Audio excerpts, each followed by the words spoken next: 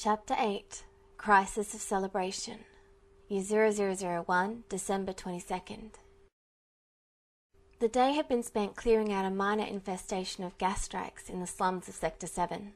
Zack had borne witness to the mildly amusing scene of Cloud stopping to stare, baffled, at an empty lot, until Zack had coaxed him back into the hunt for the annoying little insects.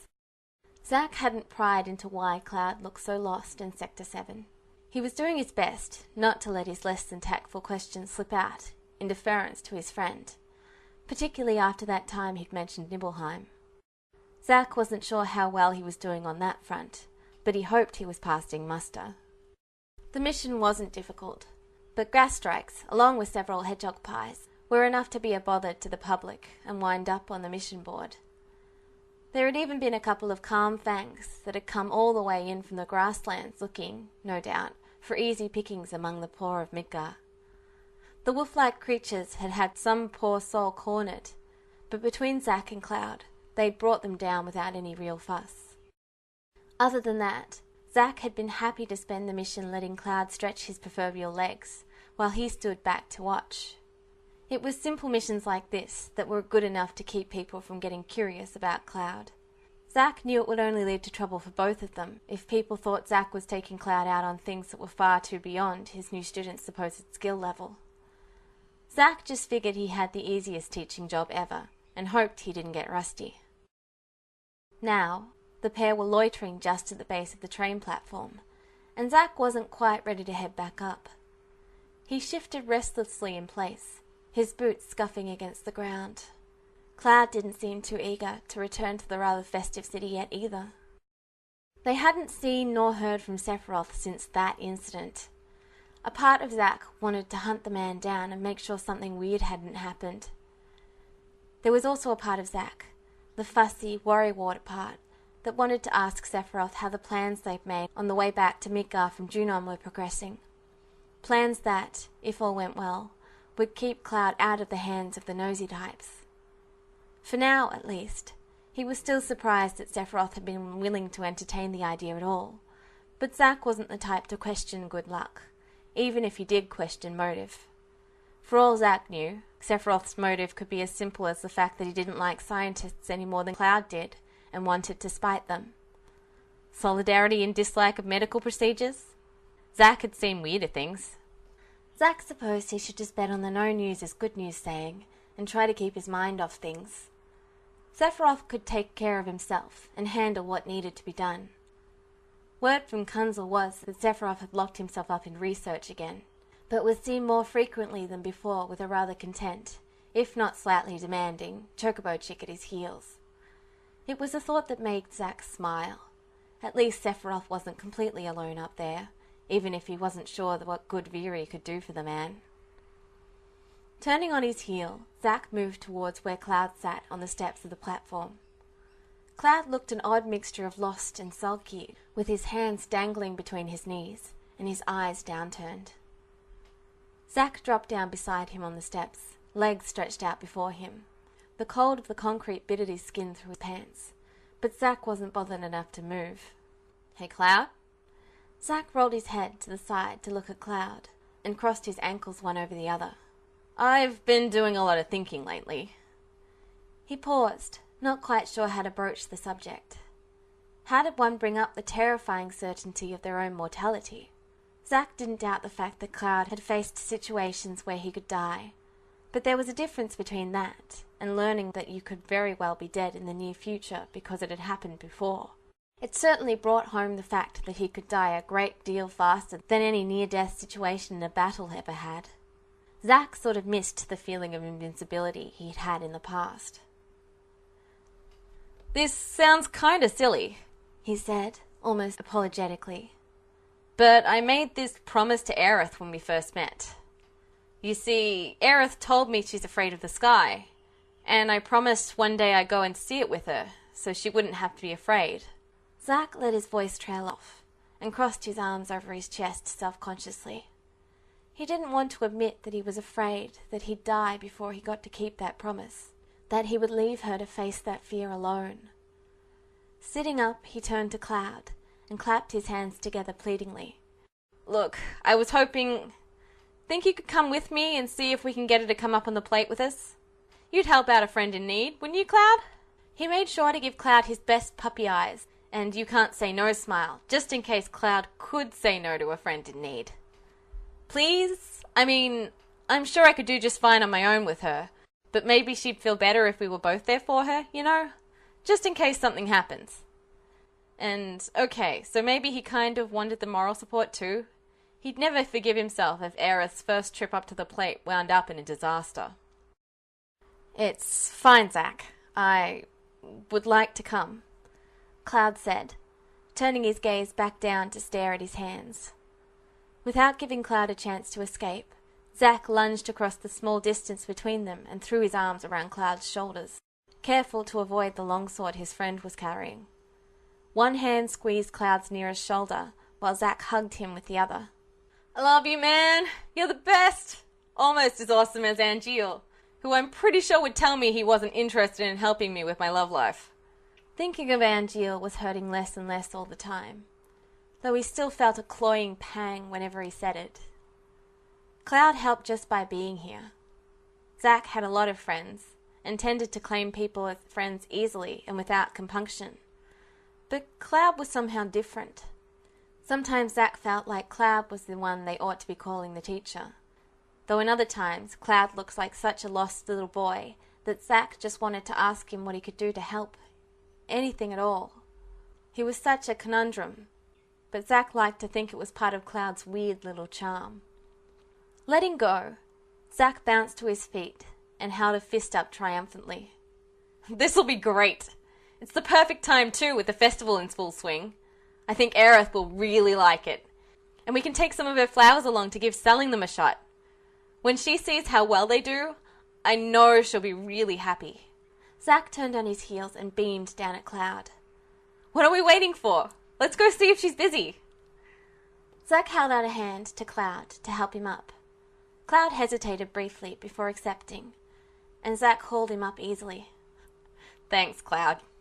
Cloud waited silently while Zack collected Buster's sword from where he'd left it, resting against the steps nearby.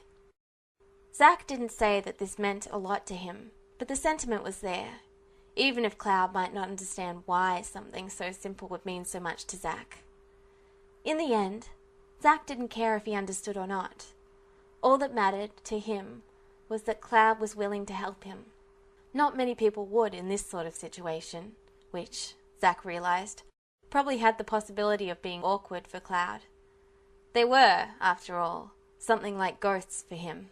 Dating ghosts on top of that. He sincerely hoped he never made Cloud feel like a third wheel.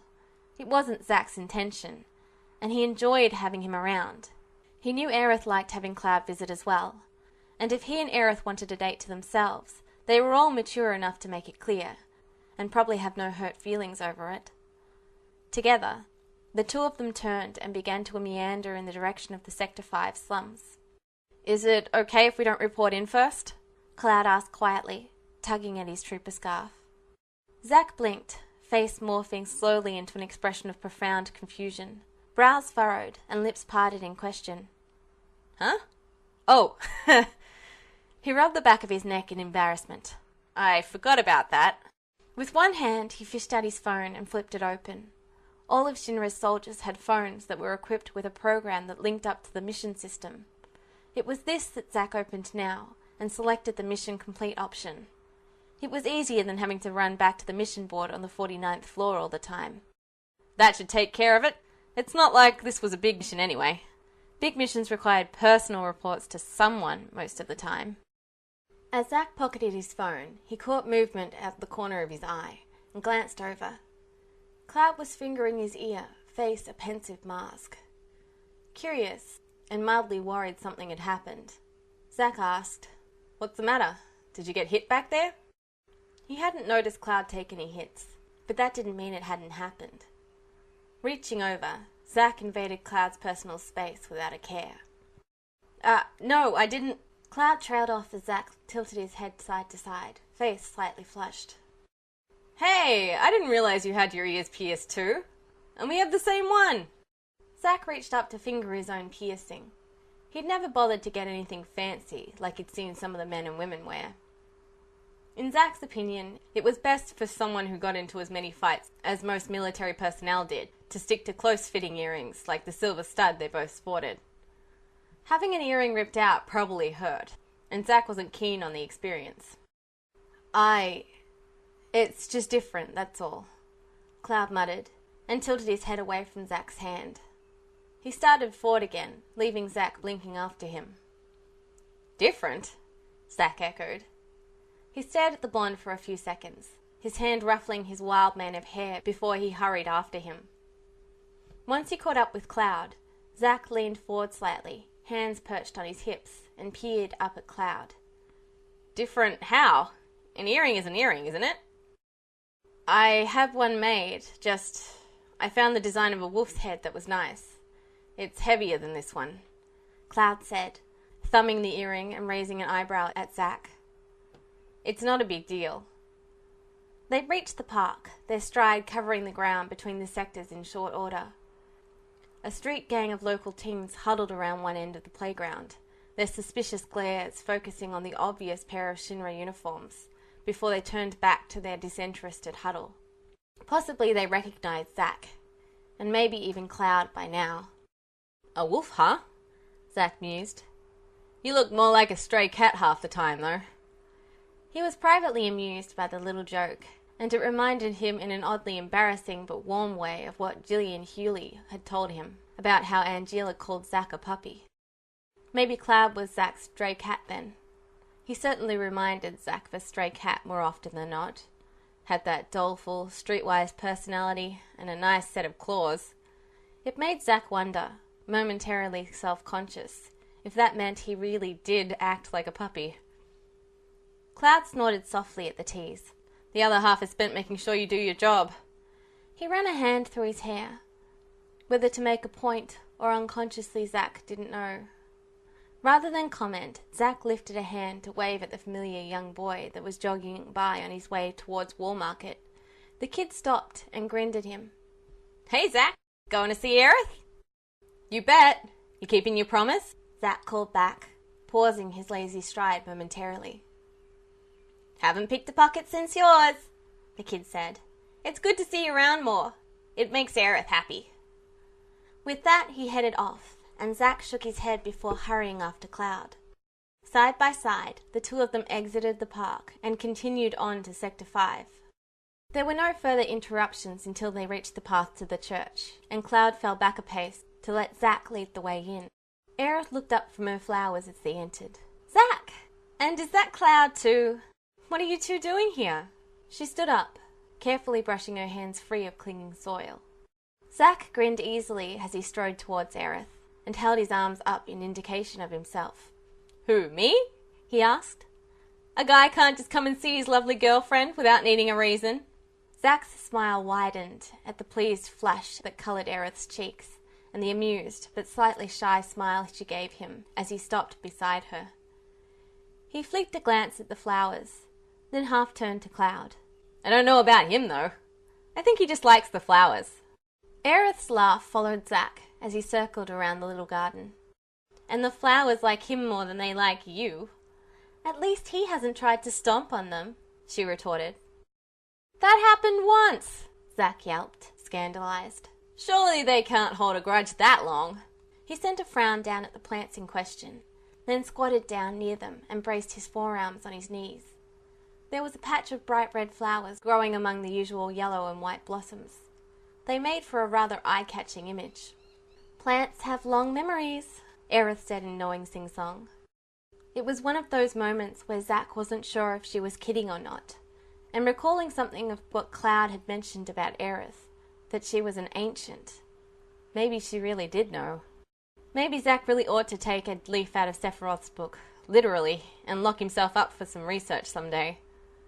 Somehow he doubted Shinra kept information like that anywhere accessible. Instead of considering it further, Zach extended his hand to point out the cluster of red flowers and said, These are new. Aerith smiled as she walked to stand partially behind him, her hand finding a resting place on Zach's shoulder between his shoulder guard and neck. She leaned over him, reaching out to delicately touch a faintly curled red petal. Zack could see her coppery hair at the corner of his eye. "I thought adding a little colour would be nice." Zack looked up at her, all smiles. "I think it's wonderful." He stood up then and stepped away from her again, skirting the edges of the flowers. Now, how to get to what he wanted to ask her.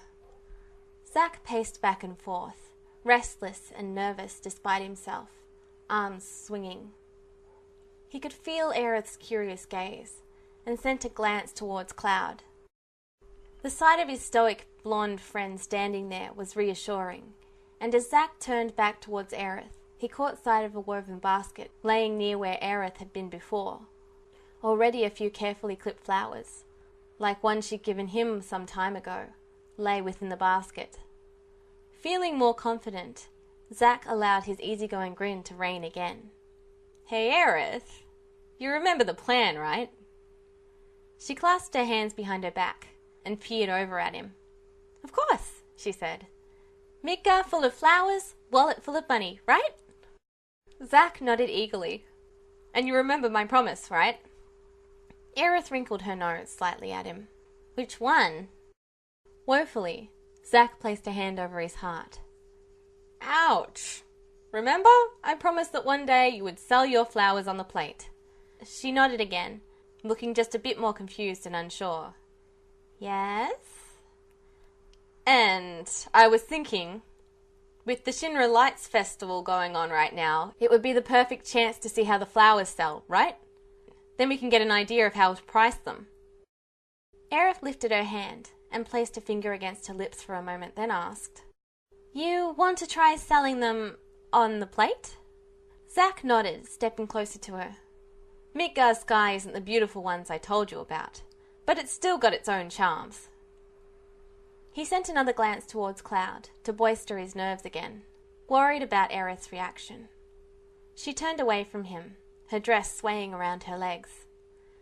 "I don't know," she whispered. Zack reached out and touched her arm lightly. "I'll be there," Zack told her, voice soft, and as he looked to Cloud again, he added, "And Cloud will too, right, Cloud?" Cloud took a few steps forward, coming to the edge of the flower garden across from the pair, and squatted down.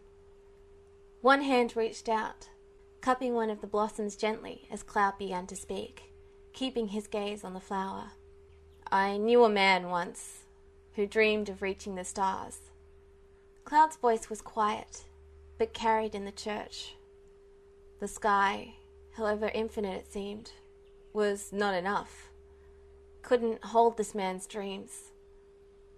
One day, it seemed he would finally be able to reach his goal, to be able to fly beyond our skies and discover what else is out there.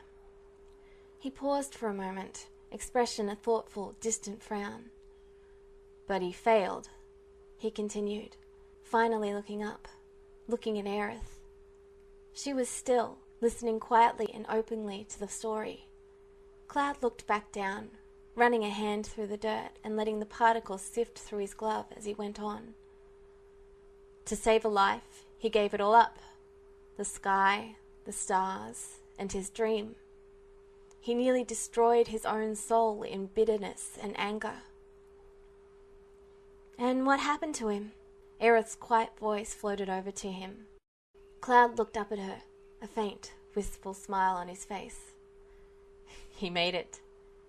He finally made it to the stars, even when the rest of the world had given up on it." Cloud stood up, brushing his hands on his pants. "Come on, Aerith. I promise you'll love the sky too," he said gently. Zack turned away, took a few slow steps to the side, and looked upward through the hole that was still in the church's roof from his tumble. He could see a sliver of the sky at the edge of the plate from this position. Crossing his arms over his chest, he tipped his head down and towed aside a few splinters of wood, more out of restlessness than any real purpose. The story Cloud had told brought up memories that Zack was both fond of, and which brought about a distorted sort of melancholy. "Dreams, huh?" he mused quietly to himself. He looked up again, taking in the bit of sky, the plate above them, and the dim, omnipresent gloom of Midgar. He'd known people who would have happily given up their wings. Angeal and Genesis, who looked at wings and saw monsters. And then there were people like Cisne, who looked at them and saw something beautiful. "Wings symbolize freedom for those who have none," he quoted aloud, recalling what Cisne had said to him on Loveless Avenue all that time ago. "They don't symbolize monsters." He believed her still, because no matter what happened, Zack would never believe that Angeal was a monster, though he wasn't totally sure on Genesis. Genesis was something else entirely. He didn't know exactly why Cloud's story reminded him of all this. Maybe because he spoke of flying, and to Zack, flying was now irrevocably part of freedom and wings and an odd combination of sadness and happiness. Maybe it was the talk of dreams. Maybe it was the strange nostalgia and melancholy that seemed to lace Cloud's story. Zack turned back around, hands on his hips, and wandered back towards the two. He said nothing, merely waited for Aerith to make the decision on her own. If she wanted to, then they would. If not, well, then Zack would just have to try hard to stick around and keep his promise another time. Aerith turned her back on both of them again and paced away, head bowed. Silence filled the church with a sense of serenity that soothed away the pain that Zack's thoughts had brought back up. Then, at last, Aerith turned towards them and nodded. There was an oddly determined set to her mouth that Zack hadn't quite seen before, but it made something stir in his chest, an odd combination of pride and fondness. "Okay, I'll do it. It'll be fine, because I'll have both of you with me. I know it." Zack's face split into an uncontrollable grin, and he gave a little whoop. Before he could celebrate more, however, Aerith had shoved her previously discarded basket into his hands. "I suppose I'll need more flowers, then. Be a dear and hold that for me," she asked, smiling up at him. Her dress flared around her knees as she turned again, returning to kneel at her flower garden. "Come help me choose the flowers, Cloud." She beckoned him over with a smile. Cloud stepped hesitantly around the garden, squatting down next to her after giving Zack an anxious glance. "I don't think I'll be much help." "Just do as I do," Aerith said, gesturing Zack closer so she could reach into the basket. She pulled out a small knife, obviously used to cut the flowers. One hand carefully held the stem, as the other used the knife to cut it, and Aerith sat back on her heels, twirling the flower as she smiled at Cloud. "See? It's not hard." She pressed the hilt of the small knife into his hand, then before Cloud could do anything, tucked the small bloom behind his ear. The white flower contrasted brightly against his blonde hair. Cloud blinked owlishly, raising one hand in belated protest, but stopped as Aerith laughed. "There! You'll be my walking advertisement, right, Cloud?" "Aerith," he protested, frowning at her petulantly. Zack crouched down on Aerith's other side, obediently holding the flower basket. He could only imagine the picture they made. Aerith, pretty, sweet, a gentle smile on her face, with Cloud and himself as her odd bookends. Both of them clearly military and armed to the teeth. Yet both of them fell easily to her sway, letting her command them like she was some sort of general, and never ever contemplating doing anything to hurt her. Zack was half sure he could take her into Shinra, give her the army, and she'd have them all eating out of the palm of her hand by the end of the day. Possibly even Sephiroth. The thought alone was almost enough to convince Zack to introduce them, but he had a feeling that if he tried now, Cloud might have an aneurysm, and he rather liked Cloud alive. "It's a good look on you, Cloud," Zack said with feigned seriousness. "It's not like you were particularly intimidating anyway." Which was a bold place to lie. Cloud was an oddity like that. Sephiroth was intimidating all the time, and without even trying, something Zack had grown used to and barely noticed anymore. Cloud, on the other hand, was someone you didn't expect to be intimidating. There were times, though, when he had the same air as Sephiroth. The air of something beyond powerful, something that was awe-inspiring and terrifying all at once. Aerith swatted his arm, nearly making him overbalance in surprise. "Neither of you are intimidating," Aerith said. "You're both big softies."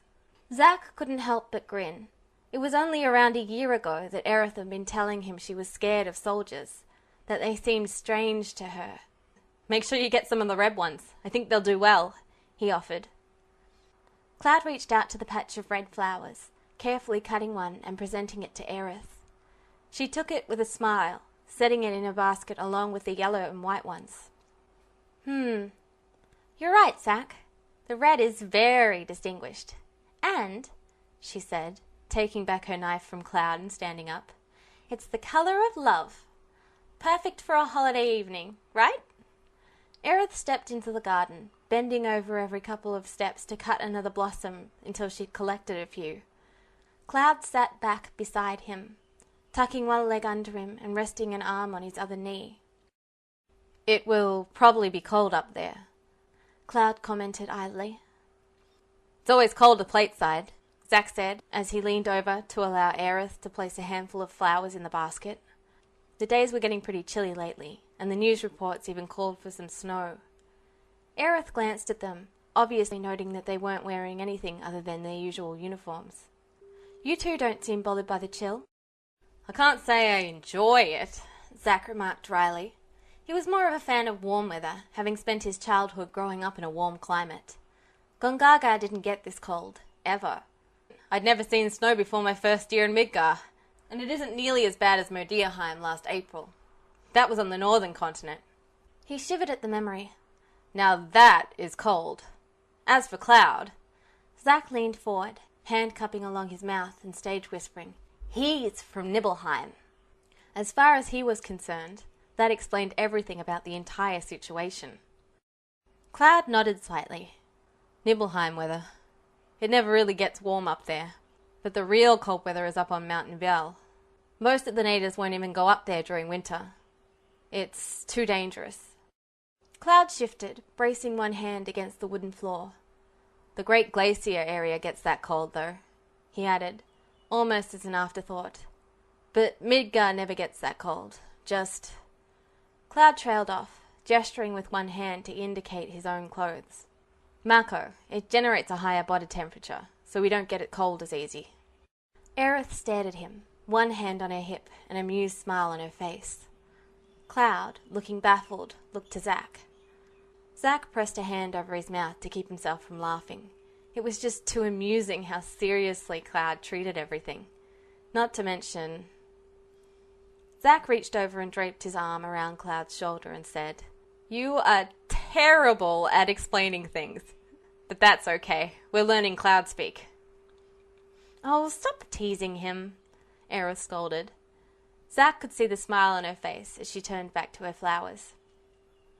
"I can't help it," Zack said, putting a bit of a whine into his voice. "He just gets this lost look on his face." "You're terrible," Aerith shot back. A frown marred Cloud's face before he let out a little tisk of sound and grabbed Zack's arm. Zack gave a yelp as he was pulled over and hit the floor with a thump, Cloud rescuing the flower basket as he went down. "Ow, Cloud!" Above him, Cloud spun on his heels to stare down impassively at Zack for a moment. It hadn't hurt that much, but that wasn't the point. "He's nothing I can't handle," Cloud said, turning back to Aerith. Aerith feigned indignation, though the look melted off her face into a smile quickly. "It's like watching a bunch of children. I wasn't aware I'd opened a babysitting service." She deposited the last armfuls of flowers into the basket, then slipped it off Cloud's arm. "I think that's enough for now." Zack stared up at Cloud, letting himself pout a bit while he rubbed the back of his head. Buster Sword dug awkwardly into his spine and shoulders. Then he let a wicked grin curl his lips. A bunch of children, were they? As soon as the flowers were safely passed off, Zack reached out and grabbed a hold of Cloud's nearest leg at the joint of the knee, then yanked with enough force to overbalance the blonde and bring him crashing down. The hilt of Cloud's sword knocked into Zack's shoulder guard, giving off a dull metallic ringing sound. Zack's breath came out in a rush as Cloud landed on him, but he didn't let that stop him. Zack wrapped his other arm around Cloud's neck as he wheezed. You can handle me, huh, Cloud? Zack dug the knuckles of his free hand into the mess of Cloud's hair and against his scalp. We'll see about that. Oh, you two, he heard Aerith say, both amused and exasperated. Just don't get your horseplay into my flowers. Zack glanced up, expression mischievous, as he watched her pick her way across the flowers towards the pews. I'm going to go tell Mother I'll be later getting back today. You two better be waiting for me when I get back. She set the flower basket on one of the pews, clearly meaning to fetch it when she returned, and headed for the exit. Don't forget to grab a coat, Zack hollered after her. Zack, let go, Cloud yelped, unable to get enough leverage with Zack squirming unhelpfully under him. It took a bit more twisting and an elbow in Zack's gut, but Cloud managed to brace his hands against the floor and shoved up, using the leverage of the buster sword strapped to Zack's back to keep him down to break the hold on him. He sat back, half straddling Zack's hips, shifted absently so his sword didn't gouge uncomfortably, and scowled down at him. Zack grinned right back. I think you need to get out more, Cloud said, a bit petulantly. He glanced over to the doorway Aerith had disappeared through, and his scowl transformed into a worried frown. It should be okay, right? I mean, I met Aerith up there selling flowers, he added, turning to stare down at Zack again. Zack blinked at him, then shrugged. I don't know. Should be. We'll be there after all. He had no idea how Aerith had wound up on the plate in the past Cloud remembered, and almost wanted to say as much. But instead, he just bit it back, shook his head, and gave a faint smile. And I get out plenty, he huffed, then reached up to jab Cloud in the stomach. You need to relax more. Twisting slightly, which was difficult with Cloud's weight on him, not to mention Buster Sword holding him down, Zack shoved a booted foot against the floor and bucked up to dump Cloud off him. There was a stifled yelp from Cloud as he was forced to tuck and roll away, but Zack paid it no mind. He curled his arms up over his head, braced his palms against the floor, then drew his legs up behind his torso.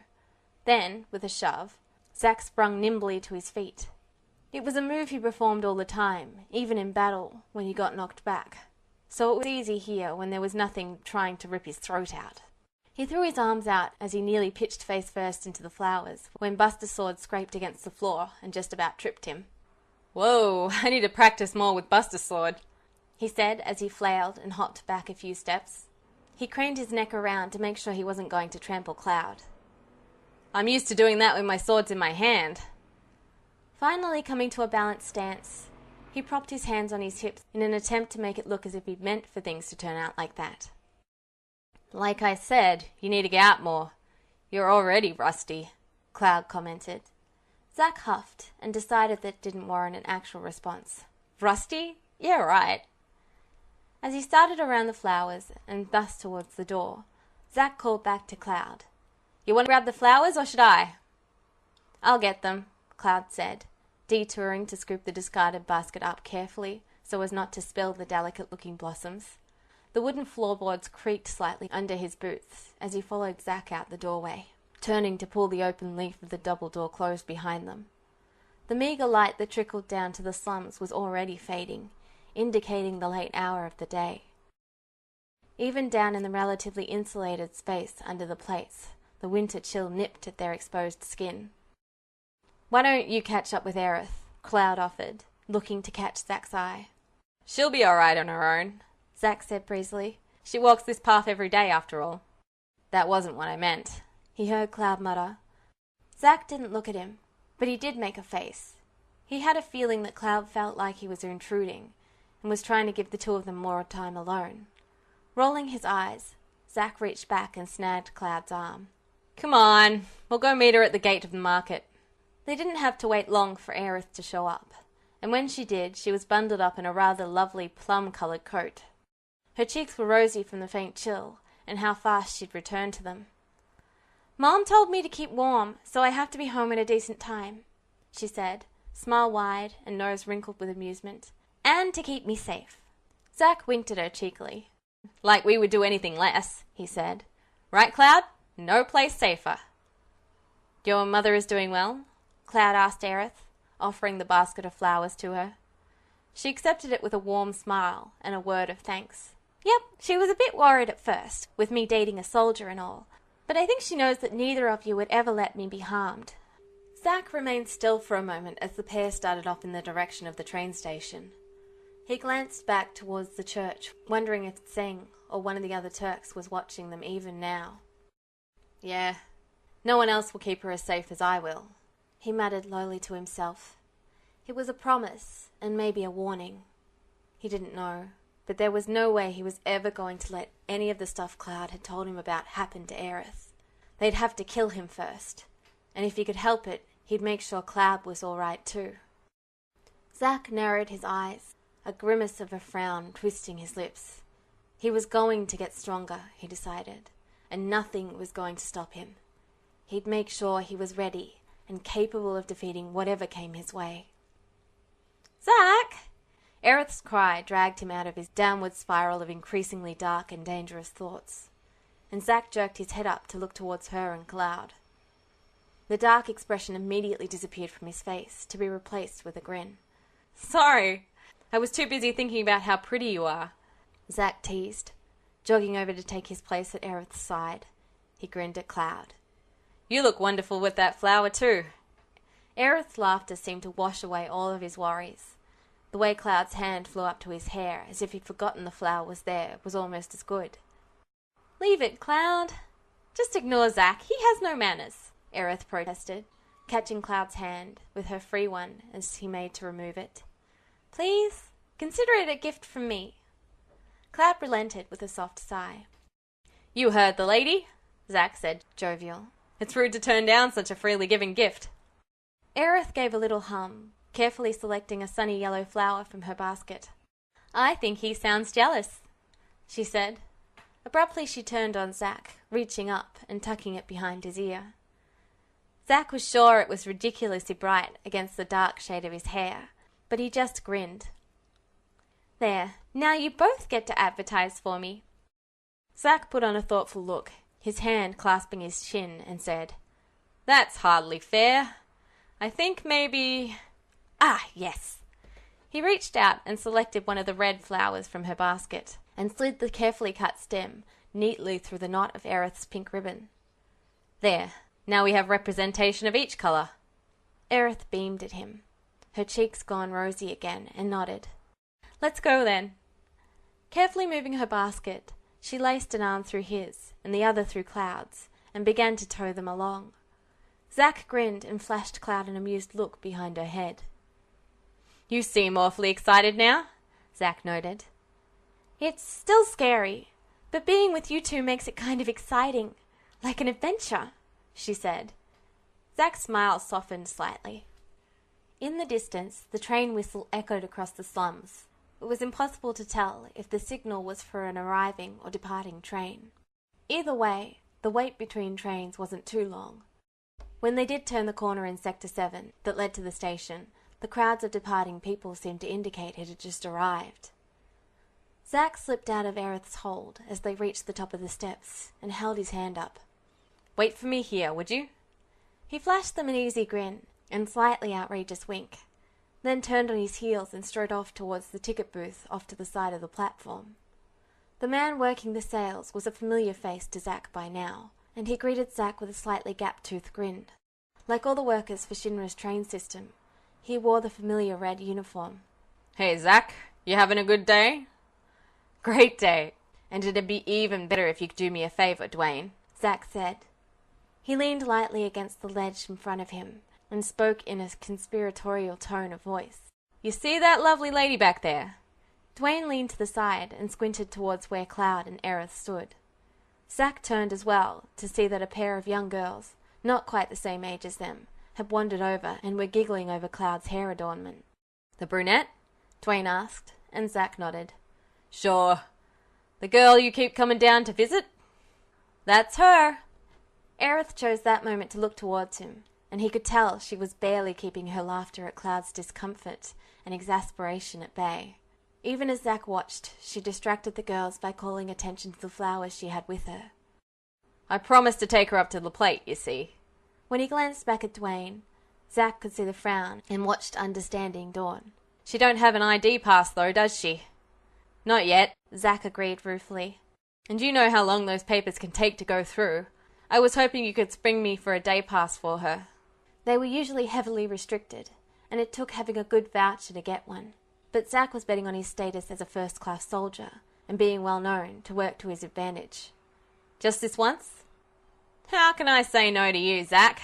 Dwayne said. I'm sure if she's with you there won't be no problems. But let's not mention it to anyone, okay? Zack placed a hand over his heart, face serious. Absolutely. If anyone asks, it was completely above board, and I applied through the proper channels on her behalf days ago. Dwayne shook his head in amusement, and turned away to take care of things. I'll take care of it, no problem. Thanks, man. As Zack wandered back over, he heard Aerith apologetically say, "Now, girls, no stealing my helper from me just yet. He's promised to help me sell my flowers. Besides, I think you're scaring him. He's as touchy as a cat." Aerith, Cloud murmured, flushing even as she let out a small giggle. Zack cut in, presenting his acquisition to Aerith with a flourish, while the young girls looked at him in wide-eyed surprise. He could see their nervous gazes flit from the large sword he had on his back, and then land on the flower he wore. The smaller of them choked back a sudden titter, and Zack winked at her, pulled the flower free, and offered it. A free sample for you, so long as you promise to spread the word, okay? We're going to start selling these. Think you can do that? Cloud made use of the distraction, head ducked, and hurried past him. Wide-eyed, she nodded slowly and carefully accepted the flower. The red head beside her looked a little put out, but Zack didn't think it was because of the flower. Her eyes were trained on Cloud's retreating form.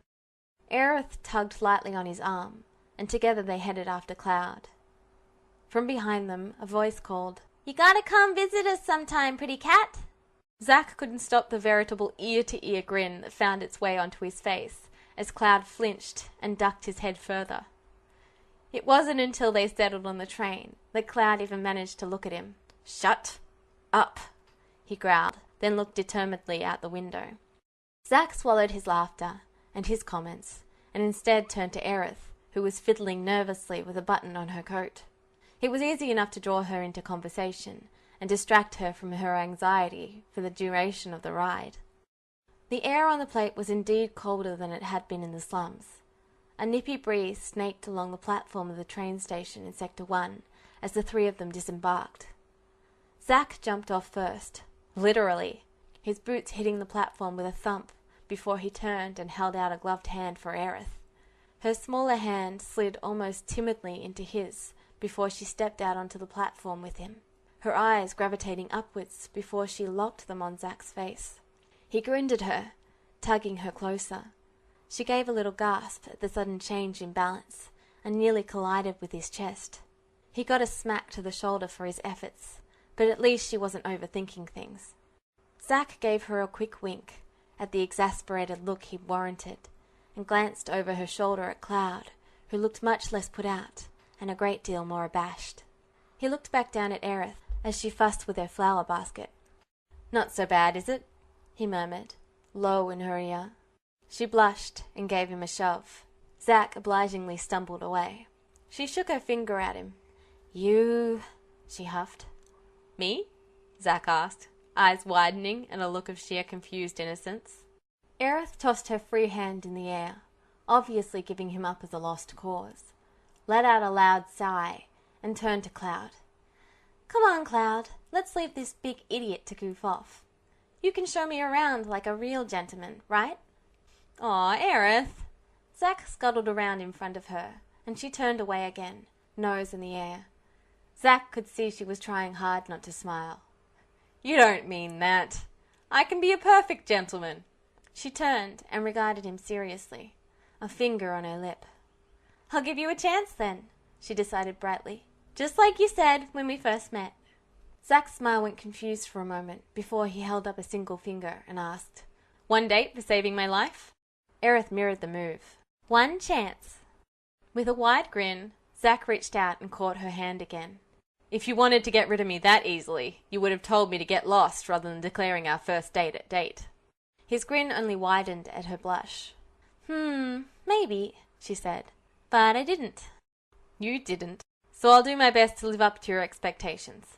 Expression grave, he offered his arm in a rather outrageous manner. Shall we go, my lady? Aerith smothered a laugh before resting her hand lightly on his forearm.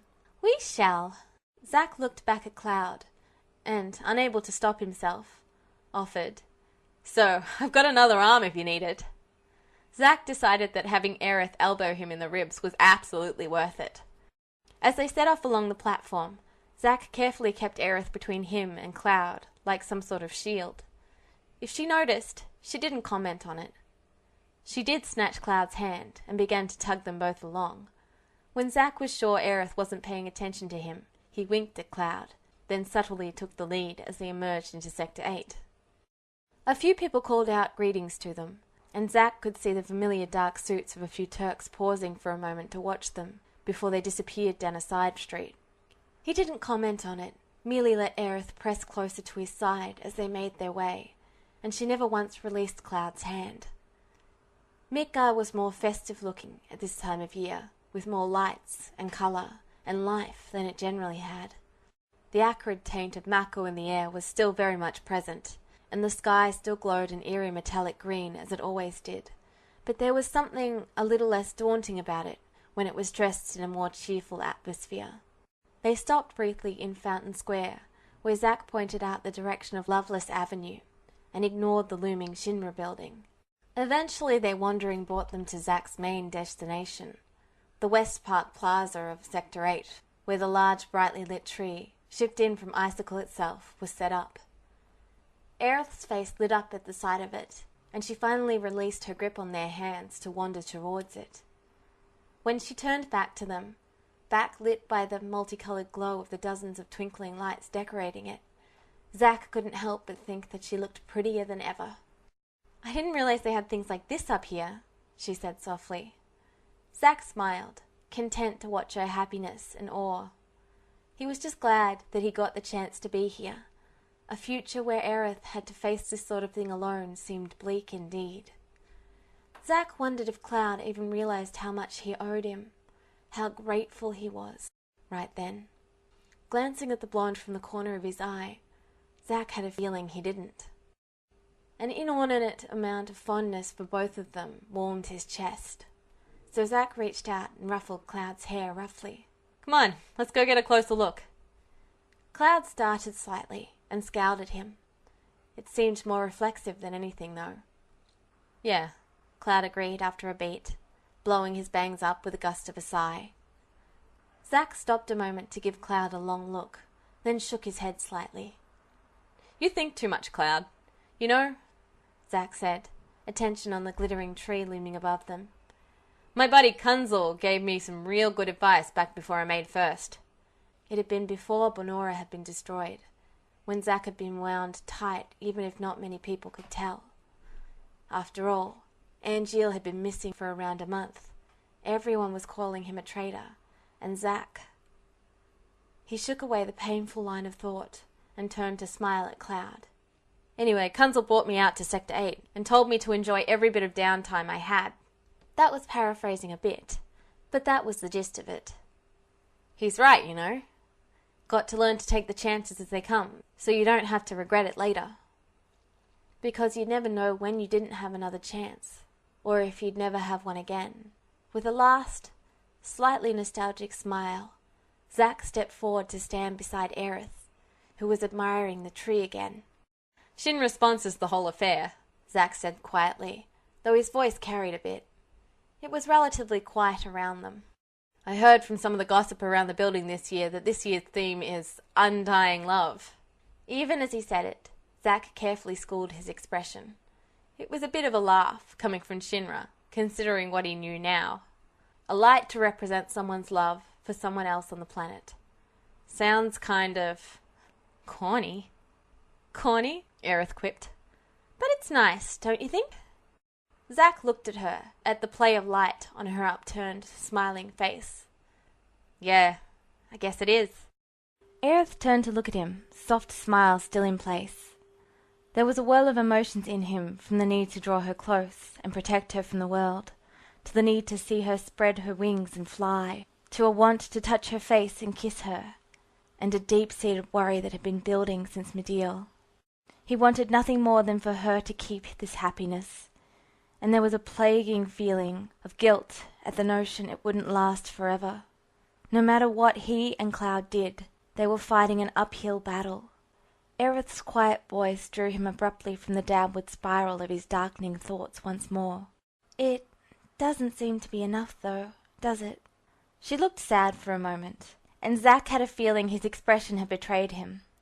He shook his head, backing up a step, and swung his arms as if to shake off the heavy mood. "I don't think anyone could manage that many lights on one tree." Joking was an easy way to deal with the darkening turn his world was taking right now, and he supposed Aerith understood that. He cast a glance at Cloud, then whirled away. "Okay, flowers! Hey, you there!"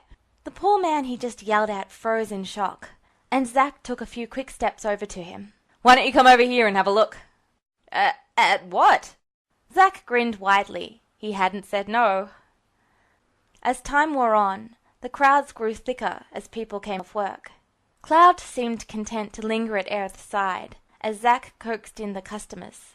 Most people came cheerfully, enjoying the bright blossoms as they chatted briefly with them over the sale, and the night grew colder.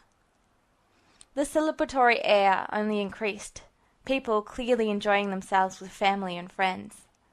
Zack loved it. It was everything Zack could have hoped Aerith's first visit to Plateside would be. Soon enough, Aerith's basket was over half empty, the pile of coins collected safe in Cloud's keeping. Aerith had insisted, much to Zack's mock outrage, that Zack was incapable of keeping his own wallet safe, let alone her hard-won earnings. A gust of wind blew past, sending Aerith's coat whipping lightly about her legs, and causing her to shiver slightly. Cloud cast Zack a glance. Zack sidled up behind Aerith after their most recent customer left, and settled his hand on her upper arms. Leaning down slightly, he asked, "Cold?" Aerith leaned back into him, and Zack obligingly slid his arms more firmly around her, a content little smile quirking the corner of his lips. "Maybe just a little," she allowed. "But I'm having so much fun I don't mind." Zack gave her a slight squeeze, and lifted his head to lock gazes with Cloud. "Well, we can't have that. Tell you what, you stay here with Cloud, and I'll go get us something to eat that will warm us up. Sound good?" From where they were standing, he could see a little bakery, still open, and likely selling a late-night round of freshly produced goods. Aerith nodded. "Okay, we'll be fine here." "I know you will," Zack murmured, and pressed a kiss to the side of her head. He stepped around her and stopped beside Cloud. He squeezed his shoulder and gave him a quick smile. "Cloud's here if anything happens. I'll be back in a few seconds." Zack jogged across the thoroughfare to the little bakery, then ducked inside. The temperature difference was immediately apparent, and hit him almost as swiftly as the smell of the baked goods. Zack gave an appreciative groan and wandered over to the display cases and shelves without even glancing towards the pair at the counter. "That smells really good." "Fair!" Zack looked up at the sound of his name, the familiar voice. "If you're about, then I expect your tag-along is. Where's Cloud?" "Gibbs! And out of the helmet again. I'm going to get used to seeing thirds running around without their helmets soon." Gibbs gave him a broad, friendly grin. "Jen doesn't like it when I wear it to meet her." Zack looked past the man to the woman behind the counter, who gave him a pleasant smile. "Hello, I'm Jen, owner of this little bakery." Zack took her hand as she extended it over the counter. She was a pleasant-faced woman, her hair up in a bun, and a bit on the plump side. "Nice to meet you. Name's Zack." "So I've heard," Jen said. "Gibbs has mentioned you a fair few times." "Nothing too bad, I hope," Zack said, eyeing the third, who scoffed. "Like there's much bad to be said about you, other than the fact that you got no brains," Gibbs mumbled. "So how is Cloud doing?" "He's fine," Zack caroled happily, pitching his voice a certain way to badly imitate Cloud's intonation and accent as he gave his usual reply. Same old, same old. He's actually out there across the street." He motioned vaguely towards the front window as he went back to pursue the delicious-looking pastries on offer. Nearby, Gibbs craned his neck, obviously looking for the flash of bright blonde hair. "Who's that he's with?" Zack didn't spare a glance up. "Aerith, we're up here selling some flowers." There was no immediate response. Then, "Isn't that a Turk?" A sharp spike of cold fear and worry jolted right through Zack. He immediately whipped round. Sure enough, the familiar dark suit was visible. Zack could easily recognize Rude even from here. Zack lunged across the shop and was out the door before he'd even given it a thought. He wasn't even sure who he was more worried about, Aerith or Cloud. They were both just as likely as the other to be in trouble with the Turks at this point. Heart thudding somewhere in his throat, Zack shoved his way across the road, face pinched with worry. Even as he approached, he could see Rube was already turning to walk away, a bouquet of red flowers clutched in one hand. Zack didn't slow his steps, though, even when Cloud lifted a hand to signal that all was well. He did manage to force a slightly strained grin onto his face as he drew nearer. "Well, I see I have nothing to worry about with such an intimidating bodyguard at my side," Aerith was saying as he joined them. Zack almost missed Cloud's groan and another aborted motion towards the flower still in his hair. "Everything okay?" he asked as his hands came to rest lightly on Aerith's shoulder. He probably wasn't hiding his worry well at all. Aerith tilted her head back to look at him, a small smile on her face, and nodded. "He bought the last of the red ones," she said. Zack smiled slightly, relieved. If she could be so calm about the encounter, then all was truly well. "Except for the one you're wearing," she noted softly. She sighed lightly, and stepped back to rest against him. Zack could feel the way that she was shivering, and obligingly slid an arm around her waist. His mind raced around as he tried to figure out a way to explain his abrupt return sans purchase without giving away too much of his concerns about the Turks. He was saved by a voice calling his name. Zack turned his head to look back over his shoulder. He was surprised to see Gibbs sauntering towards them. Zack lifted a hand in greeting. "Hey, Gibbs. Sorry about that." "I thought you were friends with the Turks," Gibbs asked. "Why would one spook you like that?" "I am," Zack replied. He rubbed absently at the back of his head. "It's nothing, really. I just—" "Well, anyway," Gibbs broke in gruffly, "you forgot this." Zack stared at the white bag that Gibbs dangled in front of him. "But I didn't—" Loudly, Gibbs said, "Jen said she'll add the total to your store tab, and you can pay it later." With a blank look, Zack took the bag, baffled. He pointed out, "But I don't have—" Gibbs' hand roughly slapped his shoulder. "You do now, Fair. Just let it go." Zack was about to protest further, but Aerith's stifled laughter was enough to make him give in. "All right, then," he said dubiously. Aerith reached up and pulled the bag from his hand and opened it to peer inside, curiously. "What did I get us?" She hummed in appreciation. "These smell wonderful." "They're Jen's holiday special this year," Gibbs said. "Chocolate cream chocobos." With the bag held in the arm that was also strung through the handle of her basket, Aerith reached in and selected one of the pastries and pulled it free. The white plastic paper she held it by was decorated with cheerful little chocobo images. The pastry itself was the shape of a sitting chocobo. It was baked a lovely golden brown, and smelled fresh with a chocolate undertone. Zack heartily agreed that it smelled wonderful. He took the bag from her so that she could enjoy the treat while it was still warm. While Aerith carefully pulled a bit off, Zack shot Gibbs a grateful look. "Thanks, man. I owe you." Gibbs snorted. "If you owe anyone, it's Jen. But I'll take the thanks anyway. I'll get back to pay her soon," Zack promised. Just then, Aerith happily murmured, "Oh, this is really good." Amused, Zack turned his attention back to her and peered down at the pastry she'd been tearing bits off of. She looked up at him, a gleeful expression on her face that made her green eyes seem brighter than usual. "You ought to try some." Zack glanced down at her, then the bag in his other hand, then back at Aerith, then gave a prosaic shrug and a pleading look. Woefully he asked, "Share?"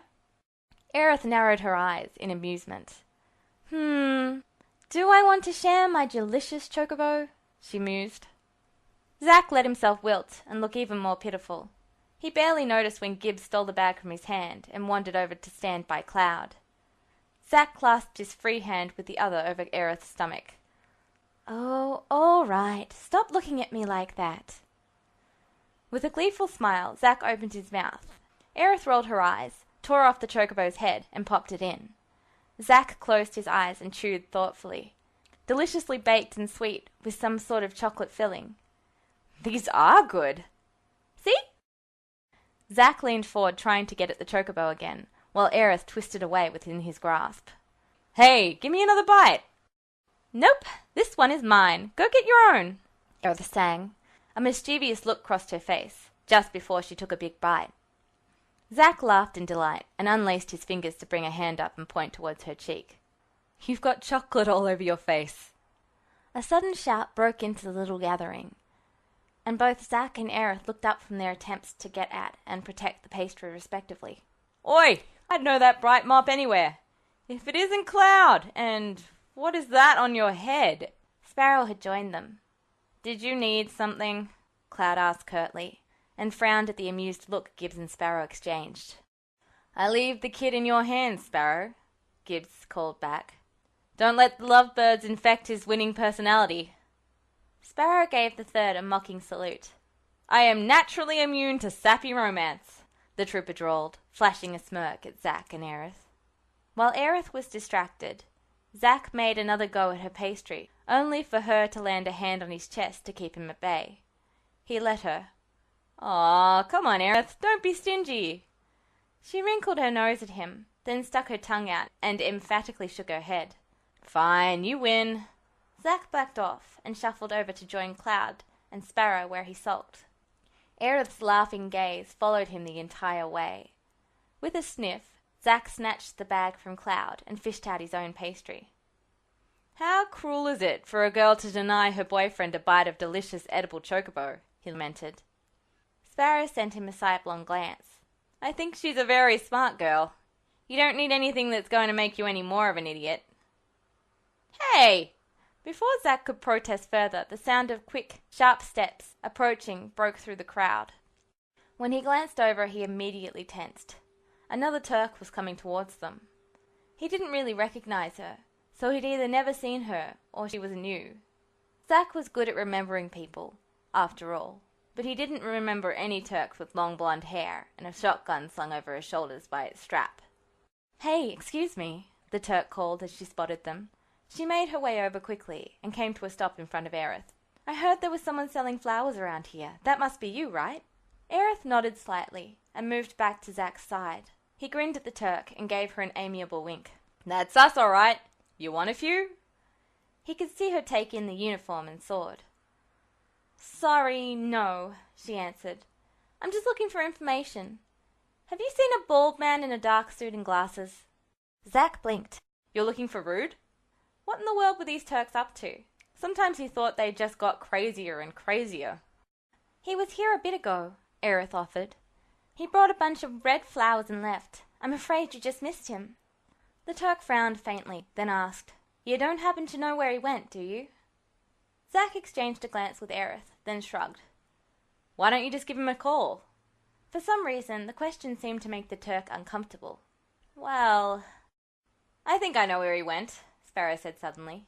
The three of them looked over to where he was still standing near Cloud. However, before he got a chance to say anything, the Turk blurted Cloud's name. Zack shot her a surprised glance as she headed towards the two. "I remember you. Still showing off too much, kid?" Apparently she knew Cloud. Zack had a sudden vision of all the ways this could go terribly wrong. He could almost feel the weird look Aerith was giving him when he clapped a gloved hand over his eyes. "I don't show off," he heard Cloud say flatly. Cloud frowned in honest puzzlement. Beside him, Sparrow's teeth gleamed white in a broad grin. The warning look Cloud shot him was ignored. "Except that everything you do is over the top," the trooper drawled, crossing his arms over his chest.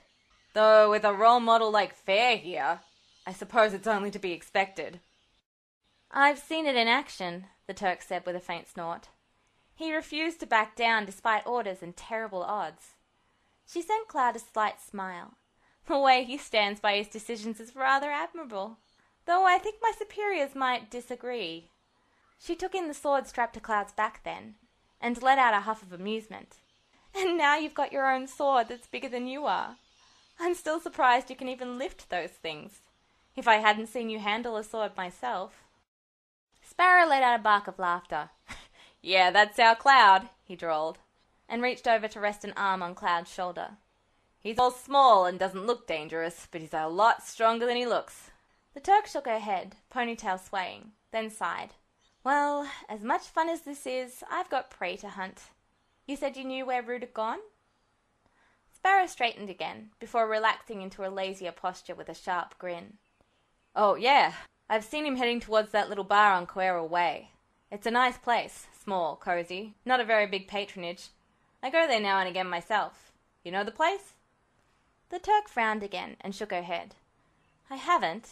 It's not one any of the other Turks have mentioned to me. His grin getting wider, Sparrow said, It's easy to miss since it's a no-name place. Only word of mouth gets you to it, generally. I'll save you some time and show you the way if you'd like, miss. Shotgun, she said with a shrug. It was obviously a code name. Name's Sparrow Kinley. Sparrow turned towards the three of them and lifted his hand in a wave. I'll see you all later. Shotgun gave him another glance over, nodded to Zack and Aerith, then smiled faintly at Cloud. It looks like you were right, and we did run into each other again. What was it you said? Oh yes, Cloud, let's meet again, okay? Zack watched the pair head off in general direction of Loveless Avenue, with a faintly exasperated look on his face. Geez, I know the Turks patrol Sector 8 as some sort of training thing, but normally you don't see them crawling out of the woodwork like this. Crazy, it's a lot of them.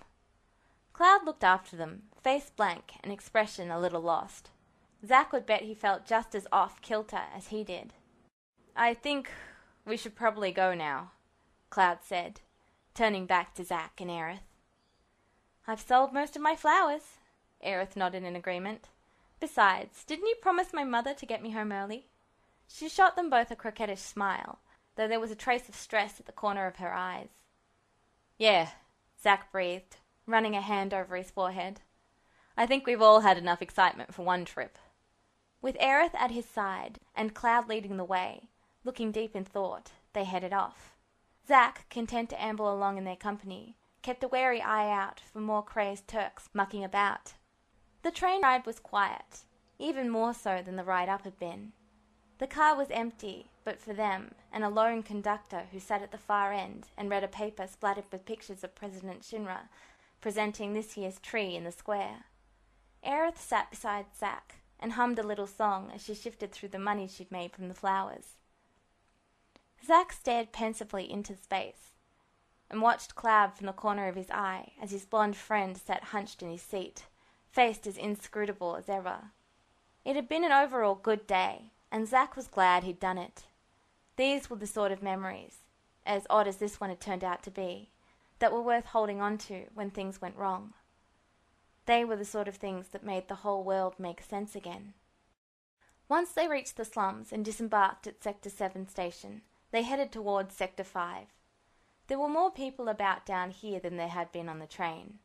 Beggars and thieves, and the like. Aerith stopped a few times to give away some of the money she'd so recently made, something that didn't surprise Zack. It was so like her. All the same, the run-in with the Turks kept Zack at her side closer than usual, and before he knew it they'd passed through the Sector 5 market, where Zack got his first glimpse of Aerith's home. For all that he'd been dating her for nearly a year, he'd never ventured near her home. It fit her, he decided, as he took in the sprawling flower garden that even now was clearly still being added to and arranged. The house looked like a cozy little thing that didn't seem to belong in the slums, like it would be more at home and calm, maybe. It suited Aerith, though, and he could easily envision her amongst the flowers, in the soil to make room for more. Aerith touched his arm to draw his attention, and leaned up to lightly kiss his cheek. Zack gave her a warm smile. "Thank you for the wonderful day," she murmured, voice soft. "Any time," Zack replied, just as soft. And he meant it. Anything, any time if he could manage it. Aerith put her basket down and turned away to give Cloud a sudden hug. "I had so much fun. Thank you, Cloud."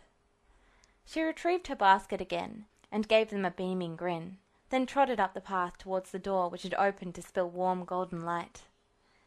Zack turned to Cloud. "Well, looks like we have one more train ride." Cloud nodded in agreement, and Zack turned to start heading back when Cloud's hand caught his elbow. Zack sent him a curious glance, only for Cloud to nod back towards Aerith's house. Zack turned on his heel to see her hurrying back towards them, an anxious smile on her face. "Wait, you two," Aerith said as she got close enough to be heard. She stopped a few steps away, twisting her hands fretfully in her coat pockets. "Mother has asked you two to come to dinner tomorrow night. I know you're probably busy, but—" She trailed off, looking hopefully from Cloud to Zack, where her gaze lingered. As soon as the initial rush of emotion that threatened to make him break into a silly grin wore off at the invitation, Zack could almost see the gears turning in Cloud's head. His face had that pinched little expression, and the slight hunch to his shoulders, and Zack reached over and clapped a hand over Cloud's mouth before he could say anything. Aerith gave him a look, which Zack blithely ignored. He ignored Cloud's muffled sound of protest, too. "We'd love to, Aerith. I'd much rather spend a lovely evening with you and your mom than off in some dark part of Midgar stomping a few errant monsters." Aerith beamed at him. "I'll see you both at 7 then?" Zack gave her a thumbs up, his other hand still occupied, and flashed a grin. "You betcha. See you tomorrow?" Once he was sure she was on her way back, Zack released Cloud and turned to head off again. "Zack, I don't—" Cloud began. Zack decided to ignore that too, grabbed Cloud's collar, and began to haul his short blonde pal back towards the market. Once they were nearly there, Zack let him go and gave Cloud an amused, if not slightly exasperated look. Zack crossed his arms, weight resting on his right leg, and quirked a brow at Cloud. "I don't know what sort of martyr complex drives you to try and rescue every little thing, buddy, but you don't need to protect my relationship, too." Moving forward before Cloud could use this as an excuse to sulk and pout, Zack grabbed Cloud around the neck and drew him close as if imparting a great secret. "Look, I'm sure it hasn't entered that thick skull. It's probably still fighting through this amusingly spiky hair of yours, but Aerith likes you. She wants to be your friend. And you're my friend, too. You know what that means?" Here Zack paused and rapped his knuckles sharply against Cloud's forehead. "It means we like to spend time with you. If Aerith wants you to meet her mom too, then that's cool. Aerith and I are old enough that we can spend time together whenever we want. And if we don't want you around, then we'll tell you." Zack shoved Cloud lightly away, as if to illustrate his point. "I didn't mean—" Cloud began again, looking slightly wilted. "Don't give me that look," Zack said, giving him a look of his own. "And don't start mentally talking down on yourself. You're coming tomorrow, or I'll carry you there over my shoulder like a bratty kid. If it makes you feel better, I'll take her out on a date, just the two of us, the day after that." He'd been planning to anyway, so it wasn't like it was any hardship. "Don't expect me to save you when you make a fool of yourself in front of Elmira," Cloud said finally, turning on his heels and striding down the road. Zack simply gave a short bark of laughter and set off after him. Year 0001, December 23rd. Walking down the street in the early evening air, Cloud listened with half an ear to Zack's nervous chatter. Zack seemed to be trying to get out as many words as he could without breathing, and Cloud absently wondered when he'd pass out from lack of oxygen. Sadly, that didn't appear to be soon. "Can you believe Sparrow yesterday? He was all harping about sappy romance or something. I don't even know why. And then he was rushing off to help that Turk like a knight in shining trooper gear on a white chocobo," Zack babbled. "I mean, that certainly looked like some sort of sappy romance or something, though maybe I'm just wrong. He does seem pretty interested in the Turk, so maybe he was hoping to make a good impression. That seems like a very Turk thing to do, doesn't it? What do you think of Sparrow as a Turk, Cloud? You think the uniform would suit him? It just might. He does have that sort of vague, untrustworthy and dangerous air the Turks seem to have, except Sang and Cisne." Trooper gear doesn't shine. Cloud's thoughts were vague and absent-minded as he walked along calmly in front of Zack, while the man worked himself into more and more of complex knots. The first had been talking almost constantly since he and Cloud woke up. In fact, he'd already been asking rhetorical questions as he flopped down graciously on Cloud's bed, dislodging the blonde from slumber, before he bounced up again and paced around the room. At first it had been amusing, seeing Zack so flustered over the simple matter of dinner at Aerith's. But as the morning progressed, amusement turned to amazement that Zack could still find new things to babble about. Amazement dwindled into a sort of numb exasperation when it was clear Zack showed no sign of stopping his verbal deluge. Throughout the day, Cloud had been subjected to more manhandling than he had in the past year, as Zack would grab him, tug him, shake him, lean on him, and in general invade Cloud's personal space. Around the 5th time, in an act of mild desperation, Cloud had tried hitting Zack fairly hard to get him to stop, but his nervous friend had barely noticed, and instead had only let out a belated "Ow!" a few minutes after he'd been struck. It was at that point that Cloud had given in, and listened resignedly, with half an ear to Zack's babbling as he went about the day, occasionally having to tug the first along when he froze in a moment of panic. Singer's got this air of control, you know. He's all cool, calm and slick. Well, Cisne is really quiet and kind of nice. She's a bit like Aerith too, I think. Got that I care about everyone vibe. Kind of like you, only it's more like you got this weight pressing down on you. Like it's a burden and a duty instead of a joy. I can't help if my duty left a mark on me. When Zack paused in his diatribe to send Cloud a woebegone look, Cloud braced himself, knowing what was coming. Sure enough, Zack whirled, hands clamped onto Cloud's shoulders, and he sent the most pitiful look at the blonde. It would have been more effective if it hadn't been about the 10th time it had done it today. You don't think this is a terrible idea, do you? I mean, isn't this supposed to be, I don't know, important? I'm not sure how all of this is supposed to work exactly. And it's Aerith. And her ma. And Cloud, do you think I should have left Buster behind? I mean, it's one thing to show up, but is it a bad idea to show up armed? It seems like a bad idea. Maybe I should take it back. No, we'll be late if I go all the way back, and... Slouching, Zack let go of Cloud and staggered, in a slightly overdramatic manner, the rest of the way up the stairs.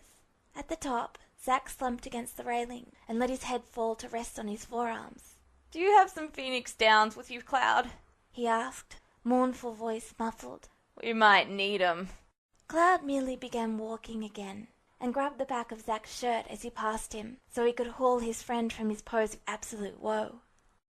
As with the puppy dog look, it had lost its effectiveness long ago.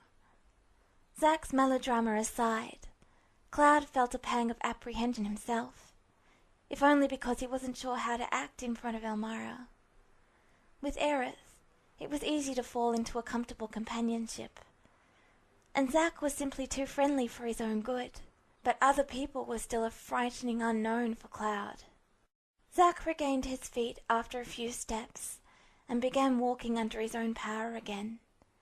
Cloud did wish he knew how to reassure his friend that it would be fine. That of course Elmira would love him. But not only was Zack not giving him a moment to get a word in edgewise, but Cloud knew his own words would be completely inadequate. It was probably better if Zack learned himself that Aerith's mother was just as warm and friendly as her daughter. It was as they entered Sector 1 that things went wrong, and everything seemed to happen too fast to process. One minute Cloud was watching Zack balk in insecurity. The next they were moving as the sound of screams erupted over the previous silence. They both turned in time to see a woman trip as she crested the stairs, her hands immediately clutching her head protectively as several immense insects scrambled into view. One came flying up, wings buzzing, over the railing Zack had been leaning on not long ago. Two more came skittering up the stairs. Hey, stop that! Zack yelled. His boot thudded against the ground as he darted over just in time to slam a fist into one of the monster's heads and send it reeling as it made to grab hold of the woman's ankle. A second later he brought his hand up and blasted the flying one with a fireball. The third insect backed off, clicking and trilling. Cloud backed up and drew his sword to take care of a couple of the monsters that had flown over the rooftops, out of Zack's line of sight.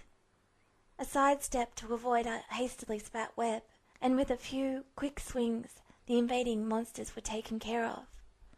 Oh man, Kimara bugs. Zack spat nearby. I thought I left these things back in Gongaga. Cloud glanced over to see him haul the woman to her feet. You okay? Yes, I think so, she replied shakily. Zack looked up towards him then, face set and grim. Hey, Cloud? Do me a favor and let Aerith know I'm going to be late, would you? Ma'am, you should probably find somewhere to duck into and get her out of the way. Cloud shot him a dark look. Don't be stupid, he said sharply. I'll stay and help you. Around them, more cries of alarm and distress were ringing out as people ran around fleeing from the influx of insects. If this kept up, someone was bound to get hurt. What these particular monsters were doing so far from their natural habitat, Cloud had no idea. They weren't even native to this continent. Cloud shifted his grip on his sword, preparing to leap down to the courtyard. While he had a blizzard materia on him from Zack's stash, he didn't really trust his own accuracy with the magic. The stone was of much lower quality than he was used to from his own travels, and he hadn't had much time to practice with it yet. No way, man! If you stay, then Aerith will be left waiting for the both of us. Do you want her to worry? Just get going. Without giving Cloud a chance to argue, Zack ran towards the railing. Just before it, he pushed off the ground as green-gold energy suffused into his body. His boots hit the railing, and Zack propelled himself off into the air. He seemed to be suspended for a long, stretched-out moment above the square as he swirled Buster Sword over his head. Glowing energy coalesced along the blade, and at the top of his arc it shone molten gold. Zack brought it down in a vicious slash that unleashed the pent-up power in a shower of blazing spheres. As the fire and smoke cleared, Zack dropped heavily to land amidst the dead bugs and cracked concrete he'd wrought. Even the fountain was leaking. Leaning over the railing, Cloud raised his eyebrows at the destruction his friend had caused. Zack was already disappearing down another street, obviously talking into his phone. He had half a mind to follow regardless, but resisted the juvenile urge. Zack could obviously handle it, and was smart enough to request backup since he couldn't be everywhere at once. Which meant Cloud had to face Aerith and Elmira by himself. Was it too late to chase after Zack again? Sighing in resignation, Cloud turned and made his way to the train, flashing his ID to the station employee. Most likely the train would leave faster than normal, the conductor hoping to escape the monster infestation in case it spilled over from Sector 8. Sure enough, Cloud felt the train shudder under him as the whistle blew. Out the window, he could see the station employee hop on as it started moving down the tracks. Cloud settled himself on an empty bench. Around him, the air was filled with a frightened buzz as people whispered about the sudden attack. It seemed monster infestations were becoming more of a problem in this time. Before Mika's fall, the monsters had mostly occupied the spaces between living sectors in the slums, and monster attacks on top of the plate were nearly unheard of. Cloud closed his eyes and tuned out the ambient sounds, relaxing as the train made its familiar journey around the support pillar to the slum level. It seemed the train had left in time and was not harassed by any of the rogue monsters. Once it arrived in the lower station, Cloud pushed through the press of anxious people as they disembarked, eager to get away from the perceived danger on the other end of the tracks. He hoped Zack would finish soon and not succumb to his nerves all by himself. If he didn't arrive at Aerith's house within the hour, Cloud would go back up and make sure he hadn't chickened out. Maybe Zack's nerves would be settled by the battle high. The walk across the sectors to Aerith's home passed quickly. One or two of the slum dwellers actually nodded in greeting to him. Cloud acknowledged the gestures, surprised at the implied geniality directed at him without Zack's friendly presence. Finally, he was in front of the familiar white cottage, its color dulled in the filtered light that reached under the plates. Before he could second-guess himself, Cloud raised his hand and knocked, waiting nervously for Aerith or her mother to respond. Hopefully they wouldn't be upset he hadn't managed to stop Zack from running off. The door opened, and Cloud was greeted with Aerith's smiling face. Her eyes immediately darted over his shoulder, before coming back to rest on him. "Cloud, I'm so glad you came. I wasn't sure." She paused, shook her head, and stepped aside. "You can come in if you want. Is Zack running late again?" As Aerith's warm welcome enveloped Cloud, he was struck by a sudden case of nerves. This was the first time he'd been with Aerith without Zack nearby. First's absence made Cloud feel like his port had been kicked out from under him. Since his accident that had brought him here, Cloud had not been separated from Zack for more than a few hours. Zack was the only one who knew, even if he couldn't really understand all the things that had happened, could happen again. While Cloud couldn't quite manage a smile for Aerith, he did step inside when prompted. "Something came up just before we got on the train. Zack should take care of it quickly and be here soon," he said quietly, careful not to bump into a nearby plant as he cleared the doorway so Aerith could close the door behind him. The inside of the house looked the same as he remembered, covered in worn but well cared for decorations and furniture.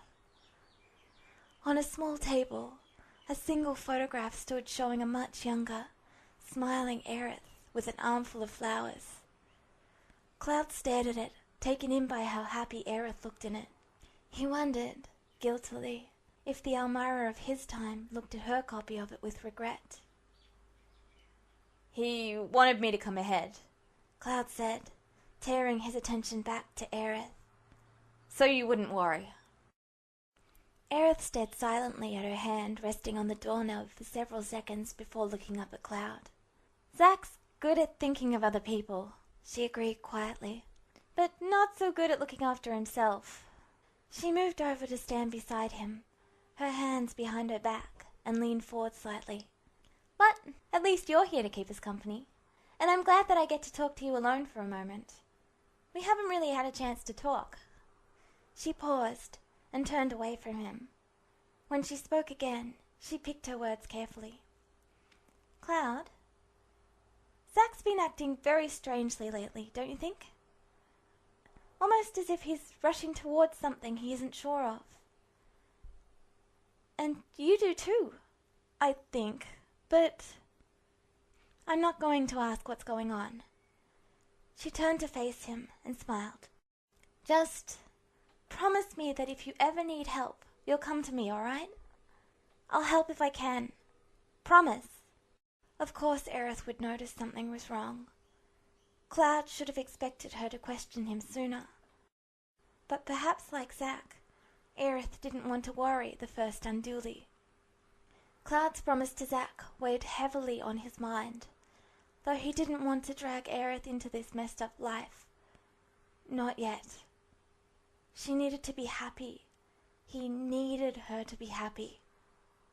Otherwise he would succumb to the guilt and despair he had not too long ago. He regarded Aerith for a moment, stared into her earnest expression. "Zack wants to protect you." "I want to protect you."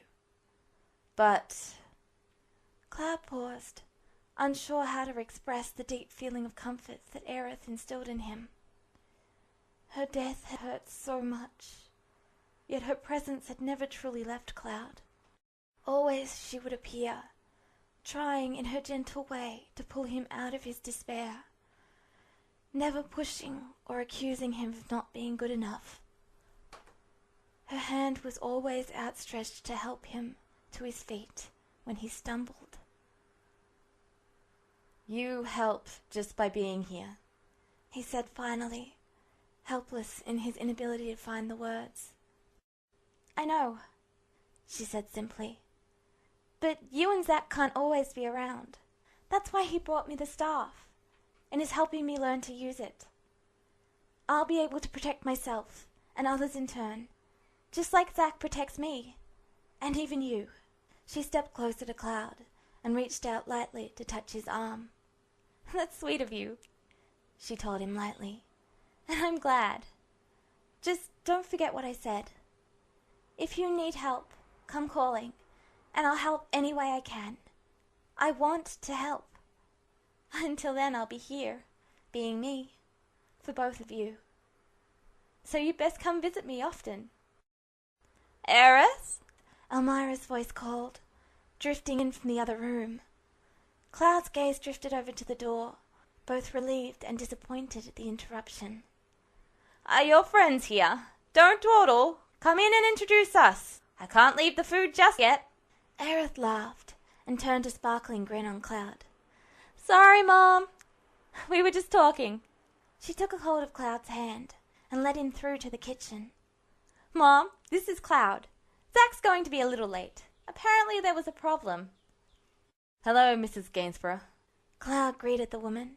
Elmira turned, one hand still occupied with stirring a pot, as she smiled over her shoulder at him. My, Aerith wasn't lying when she said you were good-looking. Elmira said brightly, smile teasing at both of them. It's a pity that Soldier Zach isn't here. I want to meet the man who managed to drag my daughter's attention from her garden for more than 5 minutes at a time. I hope you're hungry, though. I'm so used to cooking for just the two of us that I might have gone a little overboard.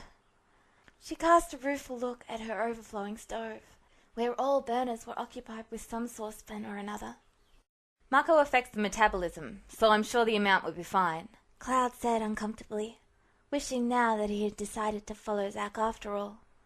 Elmira sent a sardonic look at her daughter, pushing a strand of hair that had escaped her bun out of her eyes.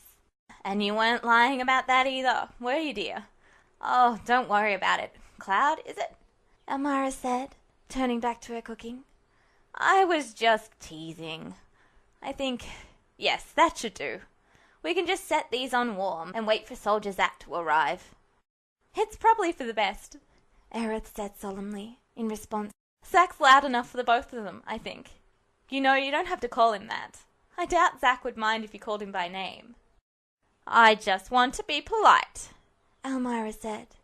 So I'll call him that for now. Why don't you seat your guest and set the table?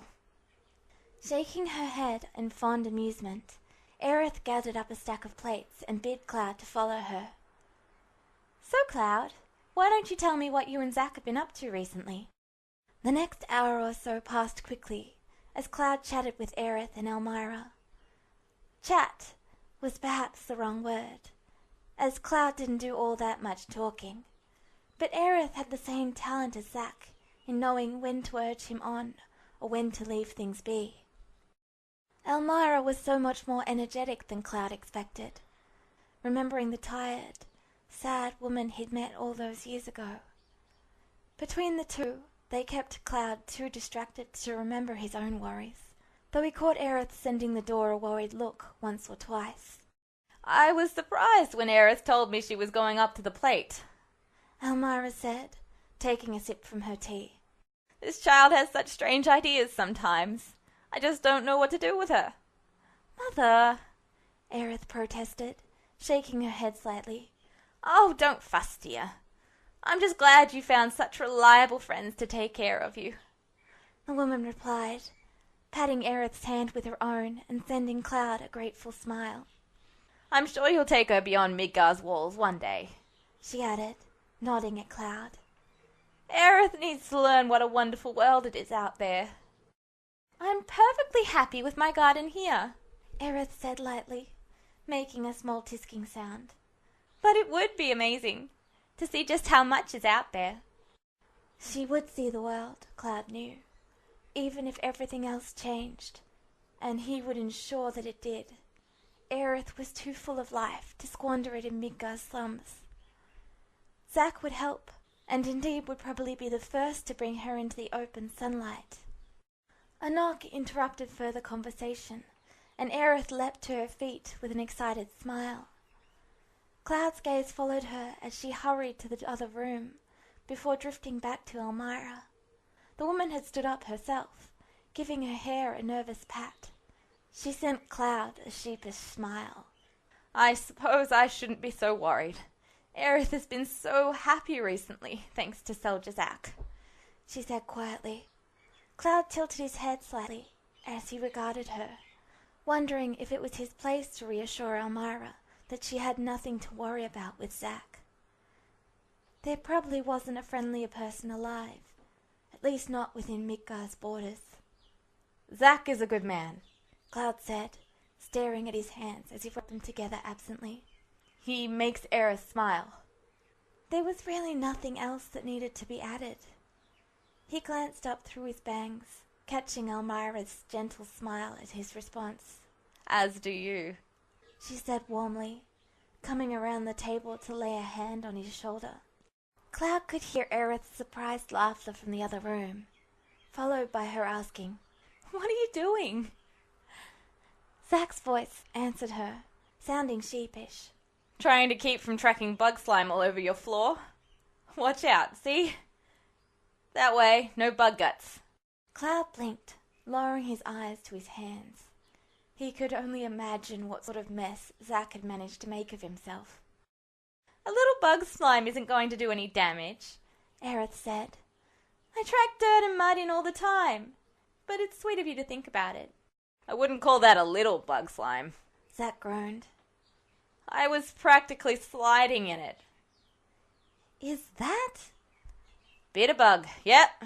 Like I said, more than a bit of slime, these things." "It looks like it was exploded all over you. And you've got web in your hair.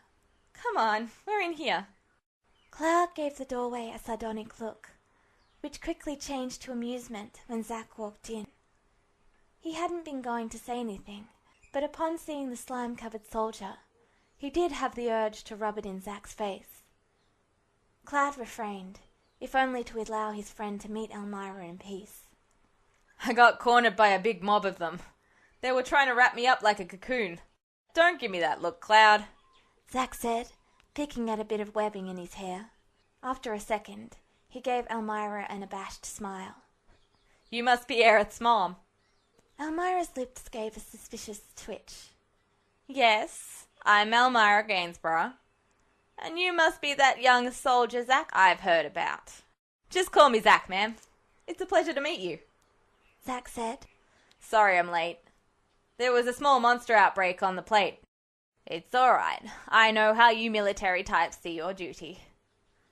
Zack made a face at the sticky web stuck determinately on his gloves, spreading it between thumb and forefinger. "Your daughter would never forgive me if I didn't help them anyway." "Come now, Aerith. Why don't you take Zack to the bathroom and help him clean up? Cloud here can help me get this food served up, right?" Elmira shooed a hand at the pair, turning and bustling back to the stove. Cloud obediently got to his feet, catching Zack's eye for a moment before giving an amused snort. Only Zack could make being covered in monster guts endearing. He endured Elmira's instructions on where to put what, and in short order they had the table filled with steaming dishes of all sorts. The domestic activity made Cloud squirm a bit uncomfortably. Before his trip back, it had been rare he actually sat down to eat a meal, unless Tifa or the children managed to corner him into a promise. It wasn't that Cloud didn't enjoy their company, but more that he hadn't felt he deserved their kindness, that he no longer knew how to deal with people. The restless feeling that there was something more he should be doing never really left. Here at least, with Elmira's happy humming and the distant murmur of Zack and Aerith's voices, Cloud felt at rest, if not entirely comfortable.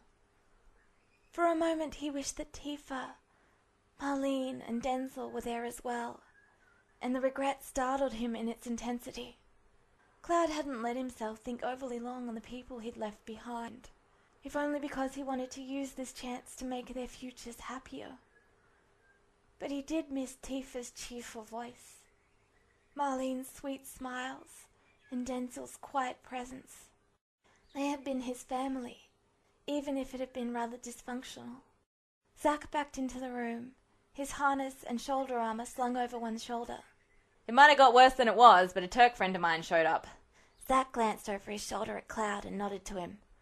"Cloud might remember her. Quiet little redhead who was giving him the evil eye in Medeal. Anyway, she popped up while those bugs were trying to cocoon me, and managed to take out the one right over me, which is where most of the slime comes from. Luckily, I was mostly covered in web at that point, so I didn't get doused. The thing kind of looked like it exploded." Cloud raised an eyebrow at the mention of the Turks. He didn't really remember what the one who'd been in Medea looked like, but he had been almost completely out of his head at the time. Not to mention she'd left at daybreak, and he'd only seen her in the dark. It would figure that Zack had friends everywhere, even in the Turks. It did cause him to pause, though. If the Turks had been so close at hand, it was probably just as well that he had come down when he had. All Cloud needed was to aggravate their suspicions by fighting in front of him. He was doing a fine job of that just by existing as it was. You got all of them, though? Aerith asked as she followed after Zack. Well, we got the ones causing trouble between the Turks, the security staff, and a few dispatched soldiers. But apparently they've got a nest in between the plate. Cisne got a call from her boss after we finished mopping them up. They're sending the Turks in to hunt up the nest. Normally that's what they have us soldiers around for, but I'm pretty happy to leave this one to the Turks. Zack turned on his heel and took a deep breath. This smells wonderful. Last time I had a home-cooked meal was before I left home. Oh? Elmira asked. Where is it you're from? Little nowhere town on the western continent called Gongaga. Zack said with a quick grin. Not as nowhere as where Cloud's from, but real close. Zack fit in smoothly with the family, and Cloud noted with amusement that his anxiety from earlier was completely gone. At least he knew what to do next time Zack decided to talk his ear off in nervousness. Would he get in trouble for chucking his friend into a monster pit? Well, if anyone complained, he'd just set Zack on them instead. Cloud was sure his actions would be applauded then. They settled into the meal, and as Cloud had predicted, Zack proved that too much was not in his vocabulary. It was nice, just to relax among friends. Cloud didn't expect nor want them to replace those he left behind, and instead enjoyed their own brand of warmth. Year 0001, December 24th. Hey Cloud, I'm heading off now, and you've got some visitors. Cloud stepped out of his room at Zack's call, blinking in surprise at the sight of the 2/3 standing in the doorway. Zack, what? He said, pushing them past them in time to see Zack vanish behind the elevated doors at the end of the hall.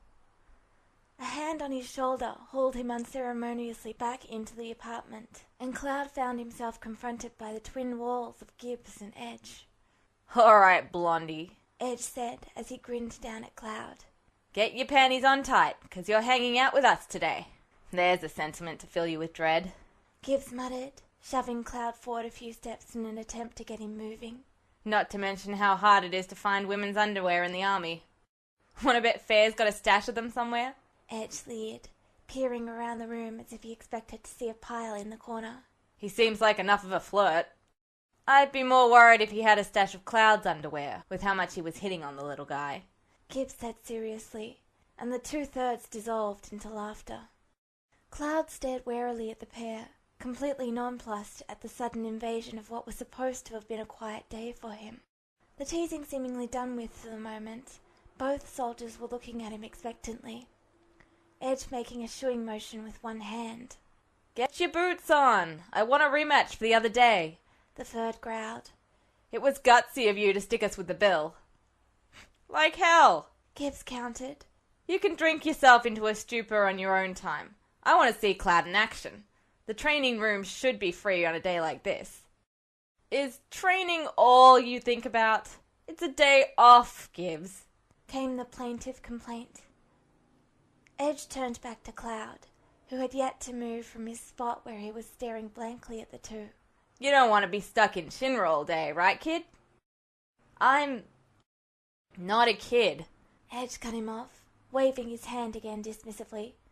Damn, you're predictable. And if you don't get predictably moving, I will predictably come over there and shove your boots down your throat until they make it to your feet in good order. Cloud snorted softly, amused at the lengths the pair were going to get him out of the cramped apartment. With little choice, because he was quite sure Edge would, at the very least, carry him bodily out of there if he refused. Cloud slipped into his room and pulled his boots on before gathering the few paraphernalia he needed for the day. He exited the room, nearly bumping into Edge, who had been lurking just outside the doorway. Humph.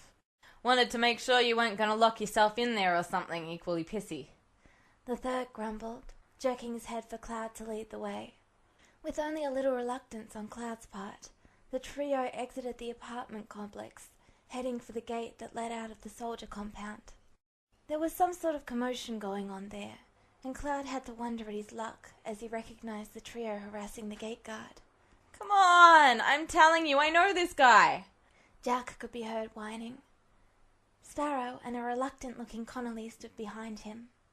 The guard blocking their path wasn't having any of it. Doesn't matter, trooper. No ID, no access. Give your buddy a call if you want to see him that bad. Dude doesn't have a phone. Uh-huh. Obviously the guard didn't believe Jack's story, and the trooper's shoulders slumped in defeat. Sparrow spotted the trio approaching, and his face split into a grin as he raised a hand in greeting. Well, looks like we're not the only ones out for a stroll. How are the little troopies today? Edge drawled as they approached, causing Jack to bound up on his toes in an effort to see over the guard's shoulder. Hey, Cloud! Edge, Gibbs! Jack hollered, making the guard wince. Sparrow heard from one of his sources that Zack wasn't going to be monopolizing Cloud's time today.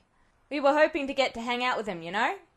Before Edge could respond, the third on guard duty asked acidly, You know these three idiots? Unfortunately. Edge grumbled. We'll take 'em off your hands, Jasper. Well, so long as you lot get out of here, I don't care. As soon as the three had crossed out of the compound, Jack and Sparrow immediately fell into step with Edge and Cloud, while Connolly trailed back a little with Gibbs. So what are we up to today? Sparrow asked Ghibli. There's not really that much to do around here unless we all want to go see what version of Loveless is playing. Edge scoffed. There's plenty to do if you know where to look. I was planning on dragging his scrawny ass to the training rooms. Gibbs cut in. We all know Cloud's pretty good with a sword, and Fair's been teaching him for a week now. Might as well see how good he is and get some practice in ourselves. It'll be like one of those cross-department skirmishes. Edge said, voice wickedly sweet. The troopers blanched. I don't think that's a good idea. I mean, the last time they set up one of those... Connolly mumbled, ducking his head. Was that the one that Fair trounced the security force and a bunch of battle machines? Jack asked, craning his head back. Yeah, it was just after Cloud was assigned to our squad, when the rest of his team got taken out during the mission that brought him here. So we didn't participate. I'm pretty glad about that, actually. In that case... Sparrow said, a devilish look on his face. Cloud can be on our team. He's not technically a soldier after all. Somehow, Cloud thought with dismay this was going to go horribly wrong. Gibbs had gotten his way, leading the oddball group up through the Shinra's security to the soldier training room. Layla had once again been one of the receptionists on duty, and her enthusiastic attention had only been diverted from Cloud when Jack had begun to not so subtly flirt with her. It had been Edge who lost patience first, snatching the temporary clearance cards from Layla and bodily hauling Jack away. Neither Jack nor Layla had seemed particularly perturbed by it, setting up a date at the top of their lungs before the group was out of sight. Now Cloud stood in this so-called training room, waiting uncertainly off to one side, as Gibbs fiddled with the monitor on the other side of the glass. Connolly's nerves seemed to have dissipated, as the trooper was all but hanging off of Gibbs' shoulder as he typed industriously. Jack shifted nervously from foot to foot at Sparrow's side. The latter tried to look bored at it all. Across from the pair, Edge succeeded at looking bored, or at least impatient at waiting. How was Cloud supposed to fight these men? It wasn't like he had much practice in friendly battle. The training room itself wasn't particularly impressive. In fact, it was downright plain, so far as Cloud had imagined a training room to look like. The glowing floor was disconcerting, and the lighting was odd, but there was no cover, no obstacles, no ring for two people to fight in. It hardly seemed worth the effort coming all the way up here. Not to mention Cloud had been expecting his bad luck to strike, and to run into Sephiroth. Luckily, they hadn't. Though they had received odd stares from the occasional soldier they passed on their way to the training room. Suddenly the room went dark, and Cloud was instantly on edge.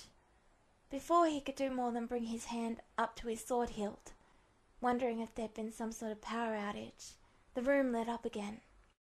It was no longer the plain white room of before, now appearing to be some sort of storage house. Boxes and crates were stashed high and randomly, cutting Cloud off from the rest of the team. The ceiling, even higher, was lined with heavy industrial steel beams. There was even a faint green glow leaking in through the small, dusty windows that suggested Midgar lay just outside. Wow, this is so cool! He heard Jack's voice float over the stacks. Get off, you idiot! That was Sparrow, exasperation thick in his voice. Cloud reached out a cautious hand, surprised when it connected solidly with the crate in front of him. It wasn't just an illusion to trick the eye then. Why don't we give the troopies 5 minutes grace before we whip their skinny asses? Called Edge, mockingly. The hell you will! We still have Cloud on our team. Jack shot back.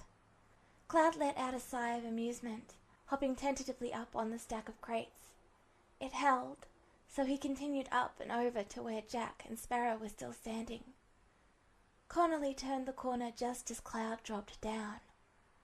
The gang's all here, Sparrow said, teeth glinting in the dim warehouse light. He slung his gun down from his shoulder, cocking it with a simple, efficient movement. Looks like you get to use that tin can opener, but the rest of us will see if we can't keep those thirds on their toes. He nodded amiably at Cloud. Of course, if you don't keep them off us, this game will be over right quick. Gibbs will probably focus on Cloud, Connolly put in quietly. It's Ed you have to watch out for. He's likely to pick us off first. Aw, man. I didn't want to get my ass kicked today. Jack whined, clutching his gun in both hands. Then why don't I go after Edge first? Cloud asked, smirking slightly as the excitement caught hold of him. If they wanted to see what he could do, well, he'd be careful. But it shouldn't hurt to have a bit of fun. Zack would approve, at least. That's the spirit, Sparrow said, slapping Cloud on the back. All right, you two. Let's spread out and see if we can't provide some undercover assistance. Sparrow tipped them a wink and trotted off into the maze, boots tapping a light staccato against the floor. Jack and a grinning Connolly melted away a heartbeat later, leaving Cloud alone in the maze of crates. Would it be worth finding cover, or just waiting for the thirds to make themselves known? If Sparrow was right, Edge would avoid Cloud, and that was something he wanted to prevent. Decided, Cloud stealthily slipped through the stacks, keeping an ear out for any sign of either third. His time sense told him that the 5 minutes were up, but since there was no immediate outcry, Cloud figured the others had managed to find cover in time. He pressed his back against the crate as he heard the scrape of boots on concrete from just around the corner. There was the silence of someone trying not to make any noise, which was subtly different from no one being there at all. Cloud shifted his grip slightly on the long sword, sparing just a moment to wish it was his trusted first tsurugi, before whirring around the corner with a two-handed swing. Another sword met his in a ringing clash of metal on metal, and Cloud was met with Edge's razor smirk across the crossed blades. Well, well, looks like the kitten has claws, Edge rumbled, shoving hard and sending Cloud back a step. The soldier followed up almost immediately with another swing, which Cloud blocked to lock their swords together again. Cloud didn't rise to the verbal bait. Instead, he kicked out with a booted foot to connect solidly in the man's side. Edge cursed, breaking from the standstill and hopping backwards, one hand on his bruised side. A displacement of air warned Cloud enough to spin, driven down to one knee as Gibbs came in from above. Cloud rocked backwards, sending Gibbs' sword inches into the ground above his head, before kicking the third at the hovering Edge. Forced to release his weapon, Gibbs controlled his fall and landed beside his partner, bringing his fists up in a defensive posture. Cloud regained his feet, taking a few steps back and settling himself defensively as well. He tilted his head, smirking slightly at the pair as he silently dared Gibbs to collect his fallen blade. The same moment Gibbs made a dive for the blade, Edge swarming in just ahead of him to cut off any retaliation from Cloud. Gunshots cracked through the air, causing the thirds to abort their advance and take cover in the stacks. Craning his head around, Cloud saw Connolly duck back behind his cover, but not before sending Cloud a companionable thumbs up. Cloud just hoped the trooper had the sense not to stick around now that his position had been given away. Without giving the thirds time to regroup, Cloud followed after their retreat. Gibbs was nowhere to be seen, but Edge was standing, sword at the ready, and blocking Cloud's path. They were obviously hoping to delay Cloud long enough for Gibbs to regain his weapon. Now, Cloud, let's see. Shit! Edge was cut off mid-taunt as Cloud charged with a series of lightning-quick swings, forcing the third to retreat. When his back hit the crate behind him, Edge swore again, leaping over an attack to land on top of the box. Cloud ducked the kick at his head, pursuing Edge further up the stacks. Fucking hell! Gibbs, get back here already! Edge snarled, face a twisted mask of concentration. The moment their swords locked again, Cloud sensed the attack from behind. Loosening his grip, he allowed Edge to take both their sword points to the ground, splinters of wood flying as the metal bit into the crates. He retained just enough control to keep a hold of the sword, though Edge was pulled forward as the pressure on his weapon suddenly gave. Twisting in mid-air, Cloud brought his weapon against the flat of Gibbs' sword, using the man's momentum to deflect him past Cloud's position. Wrenching his sword free of the broken wood, Cloud finished his spin with a slash at Gibbs' back. The third managed to get his own sword around, but had no traction against the blow. He went flying through the stack of crates, which at least appeared to be empty. That was so cool! Once again, the tone of admiration and glee had come from Jack. Edge smirked at Cloud, leaping high overhead in the direction the voice had come from. Shit!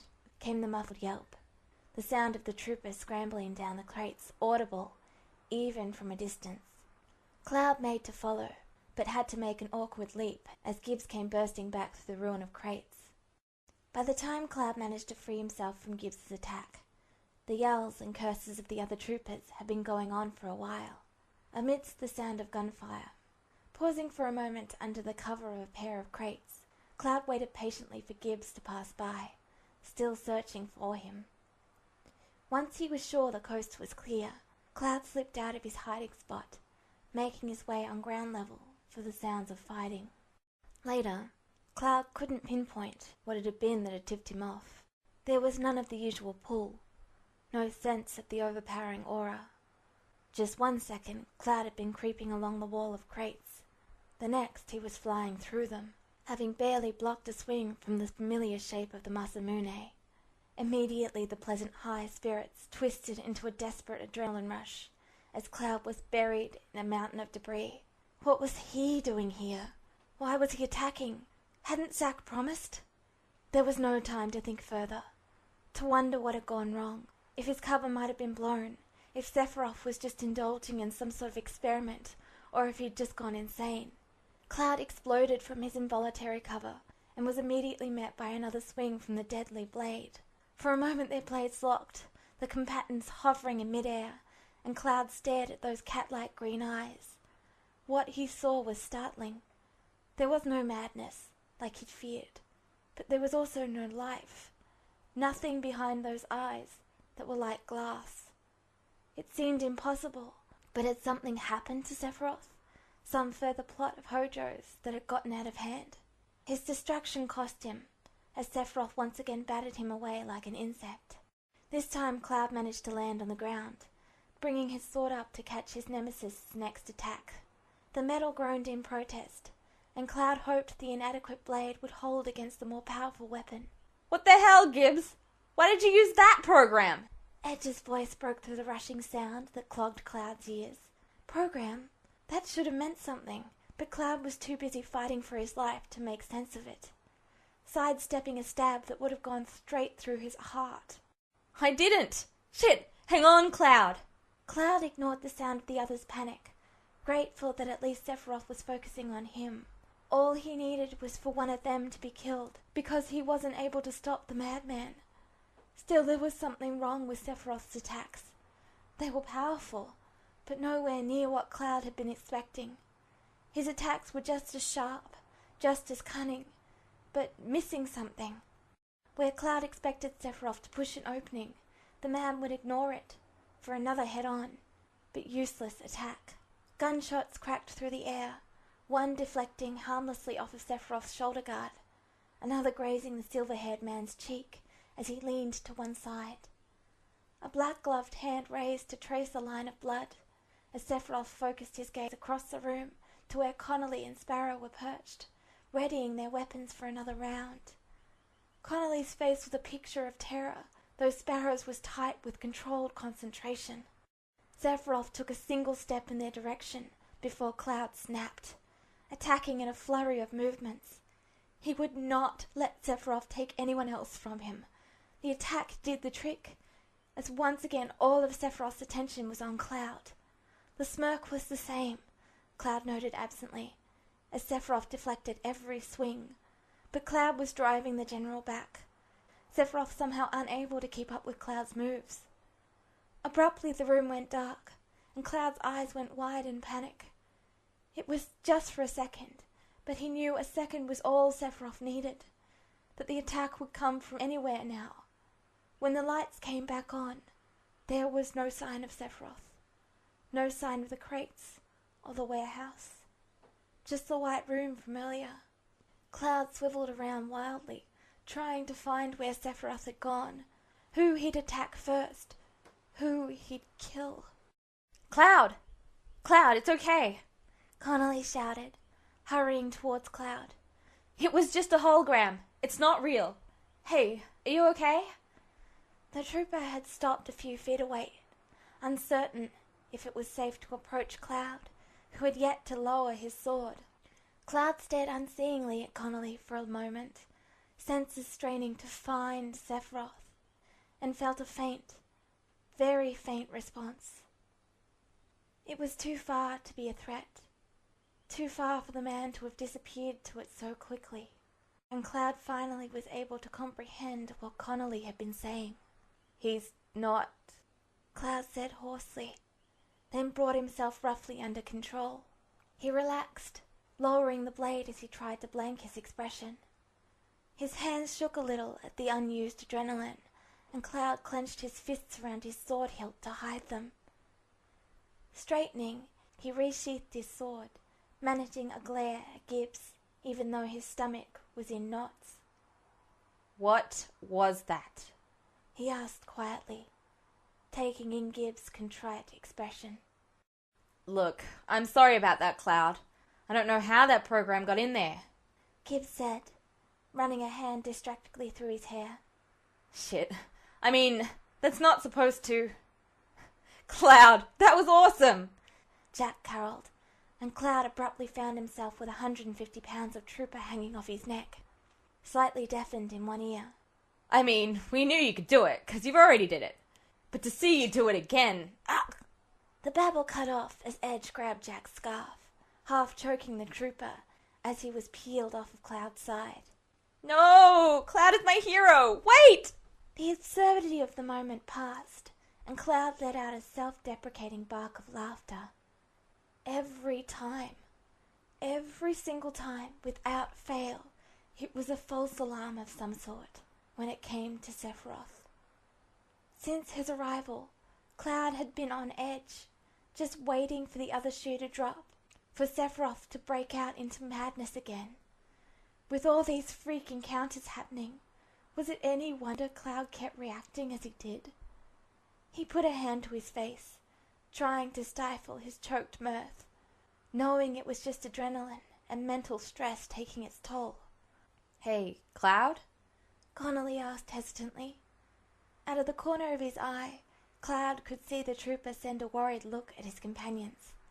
You okay? Cloud bit the inside of his cheek, swallowing back another hysterical sound. Was he okay? Hardly. But it would get better. He would get better. He promised, both Tifa and Zack. And those were two promises Cloud refused to break, even if it meant facing Sephiroth every day of the rest of his life. Cloud would do better this time. Yeah, he replied, voice rough but tone firm. I'm fine. After that, none of them felt like risking the retraining room simulators again. Edge easily bullied them all into a nearby bar, and not even Connolly protested the first round of hard drinks. Still, the holiday air and the uninhibiting effects of the drink meant that soon enough most of their group were once again in good humor, boasting Cloud's battle prowess as if it were their own. Eventually, Cloud slipped away from he supposed they were friends, somehow. The third's interest in him wasn't too much of a surprise. It was important to know who was moving up in the ranks, after all. But the troopers' insistence on hunting down Cloud in their spare time was unusual. Connolly could be explained away as being worried about a former squad mate, and Jack was insane, Cloud concluded, remembering the mousy-haired man's exuberant attitude. Sparrow was an enigma, and Cloud couldn't help but think he would probably make it into the Turks like he wanted, and be damn good at it. The winter chill felt good on Cloud's face, the streets mostly empty, the occasional hurrying pedestrian or strolling couple passing under the soft glow of the street lamps. There was a thin layer of snow on the ground, mostly gone due to the traffic of the day, but the sky was low with clouds, threatening further flurries. Cloud watched his breath form plumes of white in front of him, in no hurry to make it back to the apartment yet. A glow of multicolored lights came to his attention, and Cloud turned his head to peer down a street. A block over, the street widened into a familiar plaza, one with a decorative tree presiding majestically at the center. That was right. The festival was still ongoing. No wonder the bar earlier had seemed exceptionally lively. A moment later, Cloud found his feet wandering down the street towards the decoration. The plaza was empty, most people indoors celebrating their holiday meals by now, or out with friends in the more interesting parts of town. The tree shivered slightly in a mild breeze, the lights dancing among the ornaments and sparkling in the night air. It was pretty, and Cloud imagined Marlene would have enjoyed the merry sight it made. In his mind's eye, he could see her bright smile, coaxing the more reserved Denzel into a game she invented on the spot. Tifa would be ever watchful, her happiness at the children's joy chasing away some of her own shadows. The image faded, leaving Cloud standing alone, slightly chilled in the middle of the plaza.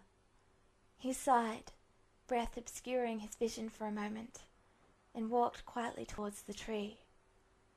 The lowest branches were high enough that he could stand under them unbowed.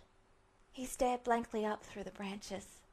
A sound that wasn't really a sound made him look down, and it was only then that Cloud realized he wasn't alone.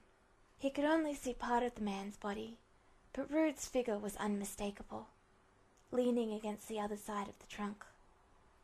The Turk's face was chapped red from the cold, and he'd obviously been standing there for quite a while. Cloud glanced down at the man's visible hand, where a bunch of red flowers were held loosely, still visible, but drooping from their long exposure. It looked like half the bunch he'd brought from Eris 2 days ago. Rude must have felt his gaze, because the sunglasses turned slightly in Cloud's direction in acknowledgement. Cloud didn't say anything, unable to read more than words could express in the simple exchange. Instead, he leaned against the opposite side of the trunk from Rude, relaxing in the melancholic silence. The air took on a muffled quality as it began snowing gently. Through the soft silence, the sound of footfalls approaching could be heard. Cloud glanced up to see another dark, vaguely familiar figure approaching through the snowfall, her dirty blonde ponytail trailing over her shoulders. As Shotgun came to a halt before the tree, breath forming a misty halo around her head, Rude stepped away from the tree and out, silent and imposing in the night chill. "Shotgun," he acknowledged. Shotgun bobbed her head faintly, never once appearing to notice Cloud's presence as she focused on Rude. "What is it?" Shotgun straightened her back, her face an odd mixture of expressions. "I have a message," she said boldly. "It's from Chelsea." She paused and looked aside. She won't be coming today." Cloud tuned the conversation out for the most part, though he listened with half an ear. It wasn't any of his business. He did, however, look up briefly when Renault slouched into the scene.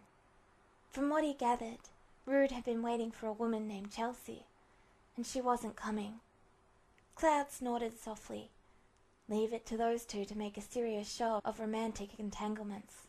He could still recall stumbling upon them outside Gongaga, gossiping about who liked who. He didn't know whether to be amused that, out of all the things that had changed, this small detail had remained so much the same. Leave it to a pair of Turks to be an oddity in an already strange situation. The conversation wound down until Renault made a comment about the cold. Cloud watched them through his lashes as they had prepared to leave. A part of him was just glad that the Turk calling herself Shotgun hadn't noticed, or, at least, hadn't decided to approach him. Cloud wasn't quite sure how he'd handle the situation if she had. The meeting the other day, brief as it was, had been confusing enough. At least Connolly's apparent acknowledgement of him wasn't particularly dangerous, not like a Turk's knowledge could be. Before they started off, another, heavier tread of footsteps broke through the muted snowfall, and Cloud glanced over to see Zack striding towards the group. He looked in good humor, smile bright, and a few clumps of snow melting on his shirt. "Whoa, is this some sort of Turks-only party?" Zack asked. "Oh, it's you," Renault drawled. "And this ain't no Turk party. We were just leaving." "Zack," Rude said. He nodded towards the tree and Cloud. Zack did a sharp double take. "Cloud, buddy! What are you doing out here still? Sheesh, are you trying to freeze to death or something?" Before Cloud could even process the words, Zack closed the distance between them in a few quick strides and grabbed Cloud's face between his gloved hands. "Your nose is all red. Aerith will kill me if she thinks I abandoned you out in the frigid winter." Then he frowned and tilted Cloud's head this way and that. "And you're looking a little down. Come on, cheer up, Cloud. Now's not the time for being down, you know." Zack dug his thumb into the corner of Cloud's mouth and forced them up into a smile. "See, isn't this better?" Behind them, Shotgun's curious voice murmured, "Is that really a soldier?"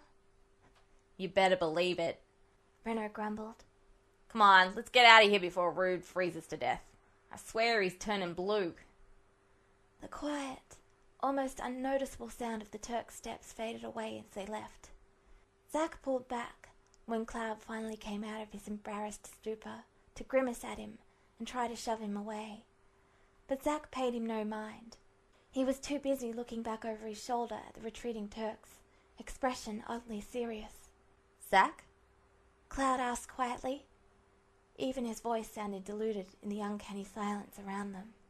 For once, it seemed as if Midgar was sleeping, or perhaps merely napping, while the residents stayed inside, where it was warm and they could enjoy the company and festive mood. Once the trio had faded into the snowfall and shadow of Midgar, Zack shook his head and turned back to Cloud. One of Zack's hands rose to ruffle Cloud's hair before his arm fell around his shoulder. Laughing quietly, Zack said, "Let's get you home." Cloud frowned, but let Zack begin to haul him off towards one of the nearby streets. How was Aerith?" he ventured after a few minutes of silence. "Happy," Zack said. "I brought her up to the plate again, and we had dinner in the classy place over on Loveless Avenue, called Les Maroniers. I'm gonna be feeling that one in the wallet for a while. Completely worth it, though."